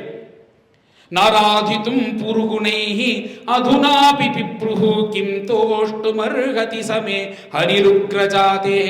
அப்படி நீ சமாதானம் ஆகாத நீ, நான் ஒரு அசுர புத்திரன், எல்லாருக்கும் கஷ்டம் கொடுத்த ஒரு அப்பாவோட பையன் அப்படின்னா உலகத்துல எல்லாம் எப்படி பாப்பா, உங்க அப்பா கொடுங்கோலன் அப்படின்னால எல்லாரும் திட்டுவான் அந்த பையனை. நீ ஒருத்தன் வயத்துல பிறந்திருக்க, உன்னுடைய பாவம்னு இப்படி பார்க்கக்கூடிய உலகத்துக்கு நடுப்புல நான் ஒரு மாலையை போட்டு நமஸ்காரம் பண்ண உடனே உன் கோபத்தை முழுக்க சரி பண்ணிட்டிய பிரபு. கிம்தோ, நான் என்ன பெருசா உன்னை சந்தோஷப்படுத்திட்டு போறேன் அப்படின்னு பிரகலாத சுவாமி அந்த முதல் ஸ்லோகத்துல சொல்லிட்டு ரெண்டாவது ஸ்லோகத்துல தன்னோட அபிப்பிராயம் சொல்றார். நான் என்ன நினைக்கிறேன்னா, இந்த உலகத்துல தன பணம் இருந்ததோ, அபிஜன இல்ல ஆள் கட்டி இருக்குன்னோ, ரூபகா அழகான ரூபம் இருக்குன்னோ, அல்லது நல்ல தபஸ் இருக்கணும், ஸ்ருதௌஜஹா இல்ல 4 வேதத்தை படிச்சானோ, இல்ல இந்த வேதத்தினால வரக்கூடிய தபஸோ தேஜஸோ, அப்புறம் நல்ல பிரபாவம் எதுவா இருந்தாலும் சமாளிக்கக்கூடிய பிரபாவங்களோ, அல்லது பலம் சரீர பலமோ, இல்லது புத்தி சக்தியோ, இது எல்லாம் இருந்ததுன்னா உலகத்துல இருக்கிற என்ன பண்ணுவா, இது எனக்கு வேண்டியவர்னு வந்துருவா. உலகத்துல இருக்கிறவா அப்படிதானே இருப்பா. எல்லாரும் அசடா இருந்தா யாரு, அசடா இருந்தா தம்பியை கூட இவன் தம்பின்னு சொல்ல மாட்டான். அண்ணா இருக்கான், ரொம்ப இருக்கப்படும், என் தம்பி சார் என்ன பண்றது கஷ்டப்படுறேன் அப்படின்போம்.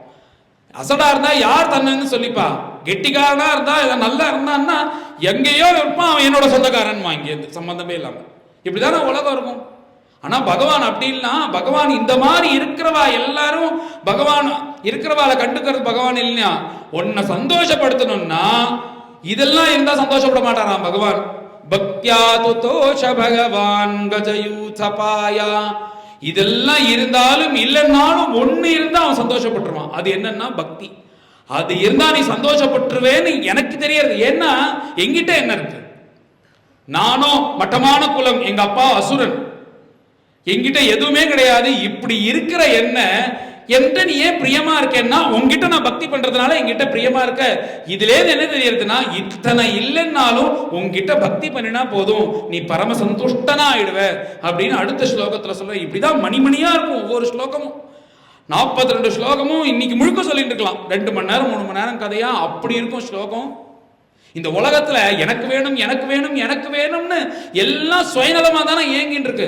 எனக்கு செருப்பு வேணும், எனக்கு வஸ்திரம் வேணும், எனக்கு துணிமணி வேணும், எனக்கு போன் வேணும், எனக்கு வண்டி வேணும், எனக்கு கார் வேணும், எனக்கு வீடு வேணும்னு எல்லாம் அசடு எல்லாம்.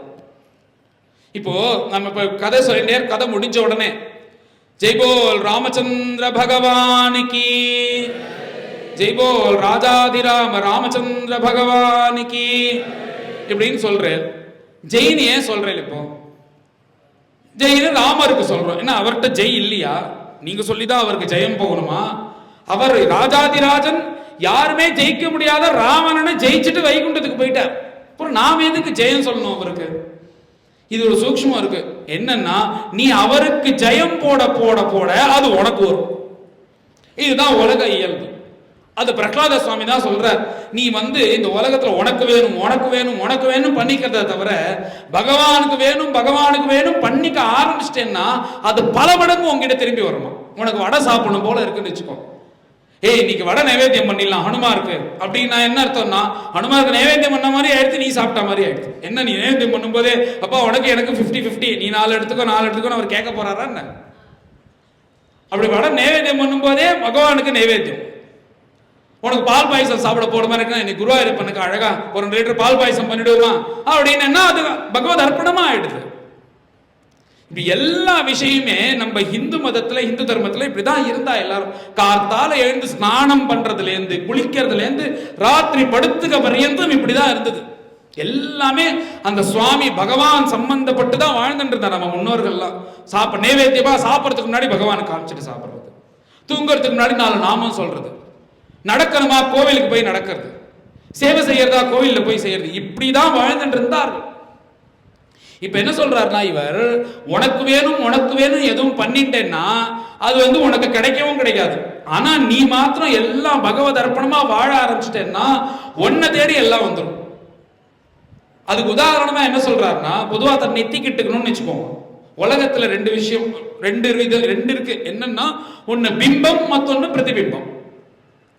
பிம்பம் அப்படின்னா என்னன்னா இப்ப பிம்பம், இப்ப நான் இருக்கேன், கதை வரத்துக்கு முன்னாடி நான் நெத்திக்கிட்டுக்கணும், நான் பிம்பம். என்னுடைய உருவம் இருக்கே அது கண்ணாடியில தெரியறதுன்னு வச்சுக்கோங்களேன், அது பிரதிபிம்பம். நான் பிம்பம், அது பிரதிபிம்பம். இப்ப நான் நெத்திக்கிட்டுக்கணும் என்ன பண்ணுவேன், எனக்கு இப்படியே பார்த்தா தெரியுமா நம்ம கண்ணு நெத்திக்கிட்டு இருக்குமா பார்த்தா தெரியுமோ? நாம எப்படி இருக்கோம் நம்மள பார்க்கணும்னு தெரிஞ்சுக்கணும்னா கண்ணாடிக்கு முன்னாடி போய் என்னதான் நம்மள தெரியும்.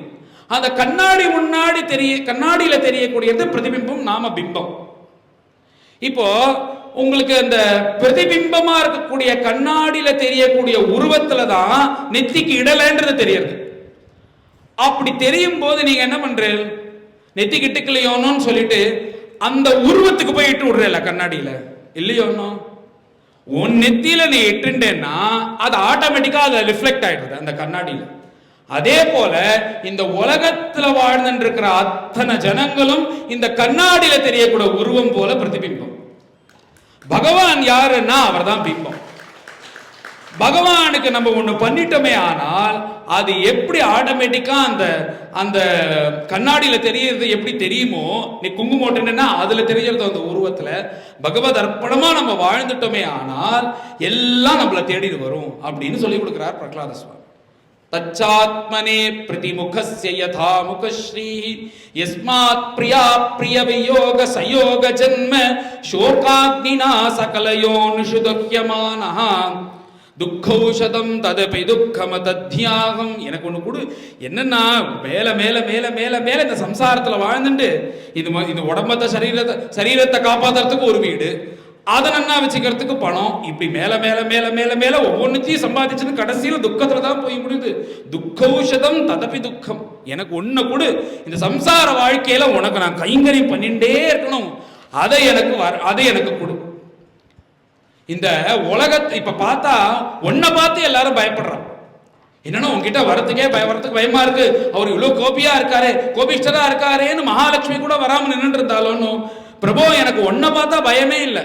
எனக்கும் பயம் இருக்கு. என்னன்னா ஜிஹ்வை கதோச்சித விகர்ஷதி மாவி திருப்தாக ஸ்ரிஷ்ணோன்யதஸ்து குதரம் ஷவனம் குதச்சித. இந்த 5 இந்திரியங்கள் இருக்கே, கண்ணு ஒரு பக்கம் இழுத்துன்னு போறது, இப்படியே கதை கேட்டுட்டே இருக்கும்போது யாராவது வந்தா டப்புக்குன்னு அந்த பக்கம் பாக்குறோம். இப்படியே உட்காந்து கதை கேட்டுட்டே இருக்கும்போது யாராவது வெங்காயத்தை போட்டு வறுத்தான்னா நல்ல வாசனையா இருக்கு, என்ன பண்றா அப்படின்னு யோசனை வருது. இப்படி யாராவது அந்த பக்கத்துல ஏதாவது இப்ப பேசிட்டு எங்கேயாவது போறோம், போயிட்டே இருக்கும்போது பார்த்தா அங்க அந்த கண்ணாடியில வெங்காயம் தெரிவது போல வெங்காய பக்கோடா வச்சிருக்கான், அதை பார்த்தா சாப்பிடணும்னு தோன்றது. அப்புறம் பார்த்தா உடம்புலாம் வேர்க்கிறது, ஃபேனை போடு அதை போடுன்னு இந்த தோலுக்கு. அப்புறம் எத்தனை நேரம் தான் கதை கேட்கறது, கொஞ்சம் நேரம் சினிமா பாட்டு கேட்போம், இல்லை யாரா எங்கேயா வம்பு பேசுறாளா, இவன் என்ன பேசிட்டே இருக்கான் அப்பத்துலேருந்து, அதை கொஞ்சம் கேட்போன்னு இப்படி ஒவ்வொன்றும் ஒவ்வொரு பக்கம் இழுத்துன்னு போறதானோ. இது எல்லாத்துக்கும் உள்ள பவர் ஹவுஸ் போல ஒண்ணு இருக்கு, அதுதான் மனசு உள்ள பவர் ஹவுஸ் மாதிரி வச்சுட்டு இந்த இந்திரியங்கள் இருக்கே ஒவ்வொன்றும் ஞான இந்திரியங்கள் பேர், இது ஒவ்வொன்றும் ஒரு பக்கம் இழுக்கிறது. எப்படின்னா மனசு கரண்ட் போல, இந்த இந்திரியங்கள்லாம் இந்த லைட்டு ஃபேன் இதெல்லாம் போல. இப்போ ஒரே கரண்ட் தான் இந்த மைக்ல வரும்போது சத்தமா வருது, அதே கரண்ட் தான் ஃபேன்ல காத்தா வருது, அதே கரண்ட் தான் லைட்ல வரும்போது வெளிச்சமா வருது. எப்படி கரண்ட் தான் மூலப்பொருளா இருக்கோ அதே மாதிரி இந்த உடம்புல மனசு தான் மூலப்பொருள். அந்த மனசை வச்சுட்டு இந்திரியங்கள் ஒவ்வொரு பக்கமும் பறக்கிறது. இந்த உலகத்துல எல்லாம் ஒன்ன பார்த்து பயப்படுறா, நான் யாரு பார்த்து பயப்படுறேன்னா நம்ம கிட்டயே பிறந்து இருக்கிற இந்த 6 சத்ரு 5 இந்திரியன் மனசு, இதை கண்டு நான் பயப்படுறேன். அதுல நீ பண்ணணும்னா என்ன பண்றேன்னா, இந்த மனசுக்கும் இந்திரியத்துக்கும் இப்ப இந்த ஃபேன் ஓடணும்னா சுவிட்ச் போட்டா ஓடுறது, சுவிட்ச் ஆஃப் பண்ணா ஏன் நின்றுடுறதுன்னா உள்ள ஒரு வயர் கனெக்ஷன் இருக்கு. அந்த வயரும் இந்த வயரும் சேர்த்து ஒட்டும் போது அது பவர் சப்ளை ஆகுது, ஆன் ஆகுது. அந்த வயர் டிஸ்கனெக்ட் ஆனோடனே அது நின்றுடுது. இது உலகத்துல எல்லாருக்குமே தெரிஞ்ச விஷயம். அதே மாதிரி இந்த மனசுக்கும் இந்திரியத்துக்கும் ஒரு வயர் இருக்கான், அதுக்கு சித்தம்னு பேரு. இதெல்லாம் யோக சாஸ்திரத்துல இருக்கு. நீ பண்ணணும்னா என்ன பண்றன்னா, எப்படி ஒருத்தனுக்கு தேவை இல்லாத போது அந்த சுவிட்சை நிறுத்தினா அந்த ஃபேன்ல காத்து வராதோன்னு இது லௌகிகமா சாதனையில இருக்கு. ஆனா பல ஜென்மம் அபியாசம் பண்ணி இந்த சித்தமாகிற வயரை கட் பண்ணணும். அதை கட் பண்ணினா இந்த இந்திரியத்துக்கு வரக்கூடிய எந்த பாதையும் உன்னை பாதிக்காது. ஜடபரத சரித்திரம் இருக்கும் பாகவதத்துல. அவர் எப்படி இருந்தார்னா, அவர் கொற்ற மழை முழுக்க அவர் உடம்புல அப்படியே மேல வெயில் அட்டிச்சுன்னு இருக்கும், அதுல நின்று இருப்பார். 100 கிலோ மூட்டையை தூக்கி வைப்பான், வச்சு நின்றுட்டே இருப்பார். நடந்து போடானா போயிட்டே இருப்பார், போட்டதெல்லாம் சாப்பிட்டு இருப்பார். எப்படி இப்படி இருக்க முடியும்? நம்மளால இருக்க முடியுமா? 2 கிலோ 3 கிலோ தூக்கிட்டு வந்தா கையை வலிக்கிறது, அடுத்த கையில மாத்திக்கிறோம். சாப்பிடனா இவ்வளவுதான் சாப்பிட முடியும். வெயில ஒரு நிமிஷம் நிக்க முடியுமா? செருப்பு இல்லாம ஓடுறோம், அப்படியே எங்க நிழல் எங்க இருக்கான்னு கலந்து. இப்படி இருக்க நம்மளால இருக்க முடியல. அவளால எப்படி இருக்க முடியறதுன்னா, தன்னுடைய யோகாபியாசத்தினால இந்த மனசுக்கும் இந்திரியத்துக்கும் ஒரு வயர் போறதே அந்த சித்தத்தை கட் பண்ணிட்டாங்க. அதனால அந்த பாதையே இருக்காது. அது மாதிரி இவர் என்ன சொல்றாருன்னா, நீ எனக்கு ஒண்ணு பண்ணணும்னா, உன்னை பார்த்து பயப்படுறாளோ, நான் உன்னை கண்டு பயப்படவே இல்லை பிரபு என்னைக்கும். நீ எனக்கு என்னைக்குமே நல்லதுதான் படுவேன். எனக்கு இந்த பஞ்ச இந்திரியம், இந்த மனசு, இதை கண்டாதான் பயப்படுறவருக்கு. ஏன்னா நிறைய மனைவிகளை ஒருத்தன் கல்யாணம் பண்ணிட்டான்னா ஒவ்வொருத்தையும் ஒவ்வொரு பக்கம் நீங்க வா அங்க வா அங்க வான்னு ஒருத்தி எப்படி இழுத்துன்னு போவாளோ, அந்த மாதிரி என் மனசை ஒவ்வொன்றும் ஒவ்வொரு பக்கம் இந்த எங்க இந்திரியங்கள் இழுத்துன்னு போறது, இதே என்னை காப்பாத்துன்னு ஒரு ஸ்லோகத்துல சொல்லி கடைசியா நமஸ்காரம் பண்ணி, பிரபு உன்ன மாதிரி ஒரு கிருபால உண்டா அப்படின்னு உடனே இத்தனை நேரம் கோபமா இருந்தாரோனோ சமாதானம் ஆயிடுத. பிரகலாத பத்ர பத்ரம் தே பிரீதோகம் தே அசுர சத்தமா, இப்ப பிரசன்னமா ஆயிட்டார். அந்த முகத்துல இருக்கிற கோபம் எல்லாம் போயிட்டு, வரம் விரணீஸ்வாபிமதம், நீ இப்படி ஸ்தோத்திரம் பண்ண பண்ண பண்ண பண்ண என் கோபமும் போய் பரம பிரசன்னனா ஆயிட்டேன். உனக்கு எதை வேணுமோ கேளு பிரகலாதா, எதை வேணாலும் கொடுக்குறேன் அப்படின்ட்ட. உடனே பிரகலாத சுவாமிகள் கொஞ்சம் வருத்தம் ஆயிட்டான். என்ன பிரபு நீ என்ன நசபிரத்ய சவைவனிக்கு, நீ என்ன வியாபாரியா? ஒரு வியாபாரிகிட்ட என்ன பண்றோம்னா, நம்ம நேரா போறோம், இப்ப ரோட்லயே போயிட்டே இருக்கேன்னு வச்சுக்கோங்க. ஒரு ஒரு பழமண்டி இருக்கு. அவன் என்ன சொல்றான், சார் இப்பதான் பழம் இறங்கிருக்கு, நீங்க தான் சாப்பிடணும், இந்தாங்க 1 கிலோ 120 ரூபா ஆப்பிள் வாங்கிக்கோங்கன்னா, அவன் என்ன நீ இந்த ஆப்பிளை சாப்பிட்டு உன் ஹீமோகுளோபின்லாம் ஏறி நீ சதாபிஷேகம் சஷ்டி பூர்த்திலாம் பண்ணிக்கணும்னு ஆசைப்படுறானா? அவனுக்கு ஆப்பிள் வைக்கணும். அந்த மாதிரி தான் அவன் சொல்றான். நீ என்ன பண்ணுவ, உனக்கு ஆப்பிள் கிடைக்கிறதுனால நீ பணத்தை கொடுக்குற, அவனுக்கு பணம் லாபம் ஆப்பிள் நஷ்டம், உனக்கு ஆப்பிள் லாபம் பணம் நஷ்டம். இப்படிதான உலகத்துல இருக்கு. உனக்கும் அவனுக்கு என்ன சம்பந்தம்? அந்த மாதிரி வச்சுட்டே பிரபு நீ வரது, நான் உனக்கு பக்தி பண்றது, நீ வரது, உடனே நீ உன்னை ஸ்தோத்திரம் பண்றது, நீ வரன்னு கேட்கறதுன்னா உனக்கும் எனக்கு என்ன ரிலேஷன்ஷிப்? இப்ப நான் பண்ணதுக்கு நீ பதில் பண்ணிட்ட. எப்படி இது வியாபாரி மாதிரி, எப்படி வியாபாரிக்கு பணம் கொடுத்து நம்ம பொருளை வாங்கிக்கிறோமோ அந்த மாதிரி நான் பக்தி பண்றேன், நீ வரனை கொடுக்குற. இந்த மாதிரி எனக்கு வேண்டவே வேண்டாம், எனக்கு வரனே கொடுக்காத, எனக்கு வரனே வேண்டாம். அதுக்கு மேல பார்க்க முடியாத உன்னை பார்த்ததுக்கு அப்புறம் அது வேணும் இது வேணும் எவனா கேட்டா அசடு தானே. உலகத்துல நீ தான் இருக்கிறதே பெரிய விஷயம். உன்னை பார்த்ததுக்கு அப்புறம் வேற ஏதாவது தேவைப்படணும் அப்படின்னு கேட்ட உடனே சுவாமி என்ன சொல்றாருன்னா, அவர் மடியில போட்டு ஒரு தாவாங்கட்டை பிடிச்சுன்னு கெஞ்சறாரு. பிரகலாதா ஏதாவது கேள்றா, உனக்கு நான் ஏதாவது வரன் கொடுக்கலன்னு வச்சுக்கோ, ஏன் உலகம் என்ன தப்பா பேசும். ஒரு 6 வயசு பையன் இவ்வளோ கஷ்டப்பட்டுட்டு கடைசியா உங்களை பார்த்து நீ வந்ததுக்கு அப்புறமும் ஒண்ணுமே கொடுக்காம இப்படி ஆத்துக்கு வந்தலே எங்க மாமியே என்ன திட்டுவா. அப்புறம் நீ ஏதாவது வரன் கேள்றா, நீ ஏதாவது வரன் கேள்றான்னு பிரகலாதனை கெஞ்சறாராம். ஒரு பக்தன்னா எப்படின்னா இருக்கணும், அப்படி இருந்தா பகவான் சந்தோஷப்படுவாராம். இப்படி ஒரு பக்தன் இருந்தான்னா அவரே. அதனாலதான் பிரகலாத நாரத பராசர குண்டலி. இந்த புராணத்துல எல்லாருமே பார்த்தா வரன் கேட்டிருக்கா. நேத்திக்கு சொன்ன, நேத்திக்கு இந்த புருத்து இந்த பிரகலாதன் எனக்கு தெரிஞ்சு இவா 2 பேர் தான் நான் வரன் கேட்க கூடாதத வரனா, எனக்கு எதுவும் ஆசை வரக்கூடாது, இதை வரனா கொடு அப்படின்ட்டான். உன்னை பார்த்து நான் வரனே கேட்க கூடாது, இதே எனக்கு வரனா கொடு. பிரகலாத சுவாமி வேற என்ன சொல்றாருன்னா, எனக்கு உன்னை பார்த்ததுக்கு அப்புறமும் அது வேணும் இது வேணும் அது வேணும் இது வேணும்னு ஆசை வராம இருக்கிறதே எனக்கு வரனா கொடு அப்படின்னு உடனே அவர் பகவான் சொல்றார், நீ இப்படி எல்லாம் சாமர்த்தியமா இது பண்ணக்கூடாது, நீ ஏதாவது கேளு அப்படின்னு உடனே அவர் பிரகலாத சுவாமிக்கு ஒண்ணு தோணினதாம். என்னன்னா, நீங்க உமக்கு அபச்சாரம் படுத்தினா கூட ஒன்னு பெருசா நினைக்க மாட்டேன், ஆனா உங்க பாகவதெல்லாம் இருக்காளே, மகாத்மாக்கள், சாதுக்கள், நல்லோர்கள், அவர்களுக்கு இடைஞ்சல் பண்ணாலே உனக்கு ரொம்ப கோபம் வந்துடும். எங்க அப்பா அந்த மாதிரி நிறைய பேருக்கு இடைஞ்சல் பண்ணியிருக்கார், அதுவும் இல்லாம உங்களுடைய பரம பக்தனா இருக்கக்கூடிய எனக்கும் இடைஞ்சல் பண்ணியிருக்கார். அந்த கோபம், அவருடைய பாபம் இருக்கும், அவர் எப்படியாவது கரையேறணும், அது எனக்கு வரணா கொடுங்கோ அப்படின்னார். சுவாமி சொல்றாரு, இதுவும் என்னால முடியாதுரா அப்படின்றார். என் பாக்கியம் அவ்வளவுதானா? அதுக்கு ஏற்கனவே கட்டுப்பட ஆயிடுத்துரா. ஒன்ன மாதிரி ஒரு பரம பாகவதோத்தமன் அந்த குலத்துல பிறந்துட்டானே, ஆனால் 7 × 3 21 தலைமுறை கரை ஏறியாச்சு. அது கட்டுப்பட்டவாட ஆயிடுத்து ஏற்கனவே. நீங்க உட்கார்ந்து ஹரிநாராயணான்னு பகவத் பக்தி பண்ணிட்டு உட்கார்ந்த உடனே உன்னுடைய முன்னோர்கள் 21 பேருக்கு சீட்டை கொடுத்து அவர் பித்ருலோகத்துக்கு அழிச்சுன்னு போயிட்டா. நான் இதுல பண்றதுக்கு ஒண்ணுமே இல்லைங்க, அதனால அதுவும் இல்லை அப்படின்னு உடனே, அப்படியா பரம பாக்கியவான் நான் அப்படின்னு உடனே சுவாமியா ஒரு வரன் கொடுக்கிறாராம். என்னன்னா, இனிமே உன் வம்சத்துல வரவா யாரையுமே நான் வதம் பண்ண மாட்டேன் அப்படின்னு ஒரு வரனை கொடுக்கிறார். அதனாலதான் இவருடைய புத்திரன் விரோச்சனன், அவருடைய புத்திரன் மகாபலி. அந்த மகாபலியை கொலை பண்ண முடியாதனாலதான் யாச்சகம் தானம் கேட்கறதுக்காக வரார் வாமனரா. அவரை போய் சண்டை போட்டு வாங்க முடியாது. என்ன, பிரகலாத சுவாமிக்கு தான் பிரதிஜை பண்ணி கொடுத்துட்டார், உன் வம்சத்துல வரவா யாரு கூடயும் நான் சம்ஹாரம் பண்ண மாட்டேன், கொலை பண்ண மாட்டேன்னு. அப்படி சொல்லி இந்த மாதிரி ஒரு வரனை கொடுத்தார். உடனே பிரகலாத சுவாமியை கூப்பிட்டு அந்த சிம்மாசனத்துல உட்காத்தி வச்சு, இனிமே இவன் தான் ராஜா, இந்திரன்லாம் ராஜா கிடையாது, பிரகலாத சுவாமி இருக்கிறவரையும் திரிலோகாதிபத்தியம் பிரகலாத சுவாமிக்கு தான். ஏன்னா அவர் யார் தன்கிட்ட பக்தி பண்றாலோ அவளுக்கு தான். அப்படி நேர்மையா இருக்கக்கூடியவர். இந்திரனுக்கு தான் ராஜ்யம்னு கிடையாது. அசுரர்கள்லாம் கெட்டவளா இருக்கா அதனால கிடையாது, தேவர்கள்லாம் நல்லவளா இருக்கா. இப்ப தேவேந்திரனை விட இவன் நல்லவனா இருக்கிறதுனால பிரகலாத சுவாமி தான் திரிலோகாதிபத்தியம், அவர்கிட்ட தான் எல்லாம் இருக்கு. இப்ப பிரம்மாவுக்கு அடுத்த போஸ்ட் இந்திரன் தானே, இப்ப இந்திரன் கிடையாது, பிரகலாத சுவாமி. அப்படி இந்த உலகத்துக்கே சாம்ராஜ்ய பட்டாபிஷேகம் பண்ணி பிரகலாதனை உட்காந்து வச்சுட்டு நீ இத்தனை நாள் இருப்பேன்னு சொல்லிட்டு நரசிம்ம சுவாமி அங்கேருந்து அந்தர்தானம் ஆயிட்டார். அந்த இடத்துல பிரகலாத சரித்திரம் சொல்லுவது போல இந்த பிரகலாத சரித்திரமானது பாகவதத்துல அமைஞ்சது. பிரகலாத சுவாமி சரித்திரம் ஏன்னா அவர் தான் பாகவத சிரேஷ்டன்.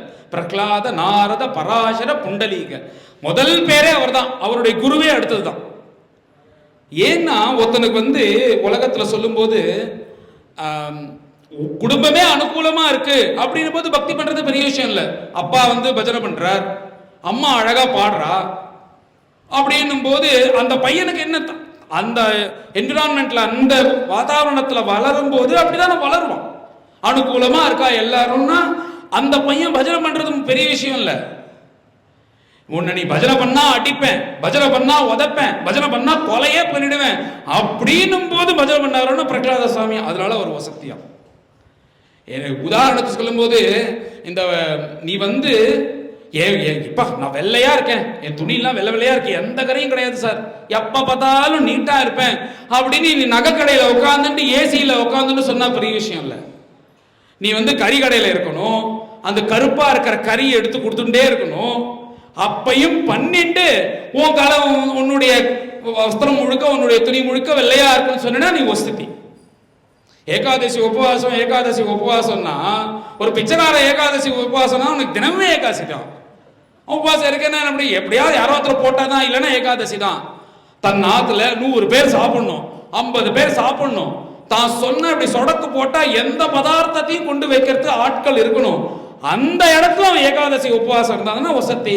அந்த மாதிரியா பிரகலாத சுவாமி. ஏன்னா நீ பஜனை பண்ணா அடிப்பேன், பஜனை பண்ணா உதைப்பேன், இங்க போனா திட்டுவேன், கோவிலுக்கு போனா காலை உடைப்பேன்னு சொல்ற அப்பாவுக்கு முன்னாடி எதிர்த்துண்டு என் உயிரே போனாலும் பரவாயில்ல பகவத் பஜனை தான் பண்ணுவேன்னு இருந்தாரோ. அதனால இவர் வசதி. இந்த பிரகலாத சரித்திரம் கேட்டோம்னா நம்ம மனசுல கொஞ்சமாவது பக்தி வரும். நம்ம ஏதாவது பகவானுக்கு பண்ணணும், இந்த மாதிரி ஏதாவது பண்ணணும், இதுக்கு பலஸ்ருதியே அதுதான் அப்படின்னு அற்புதமான சரித்திரம். இந்த பிரகலாத சரித்திரமானது இன்னைக்கு பூர்த்தியாச்சு. நீங்க எல்லாரும் நிறைய பேர் இருக்கேன், இன்னைக்கு ரொம்ப சந்தோஷமா இருக்கு பார்க்கறதுக்கு. எல்லாரும் ஸ்ரத்தையா கேட்கறீங்க. நீங்க இவ்வளவு ஸ்ரத்தையா கேட்கும் போதுதான் நம்மளுடைய கதையானது அது உள்ளேந்து இன்னும் வரும். அதுக்கு காரணமே நீங்க தான். கோபிகா ஜீவன ஸ்மரணம்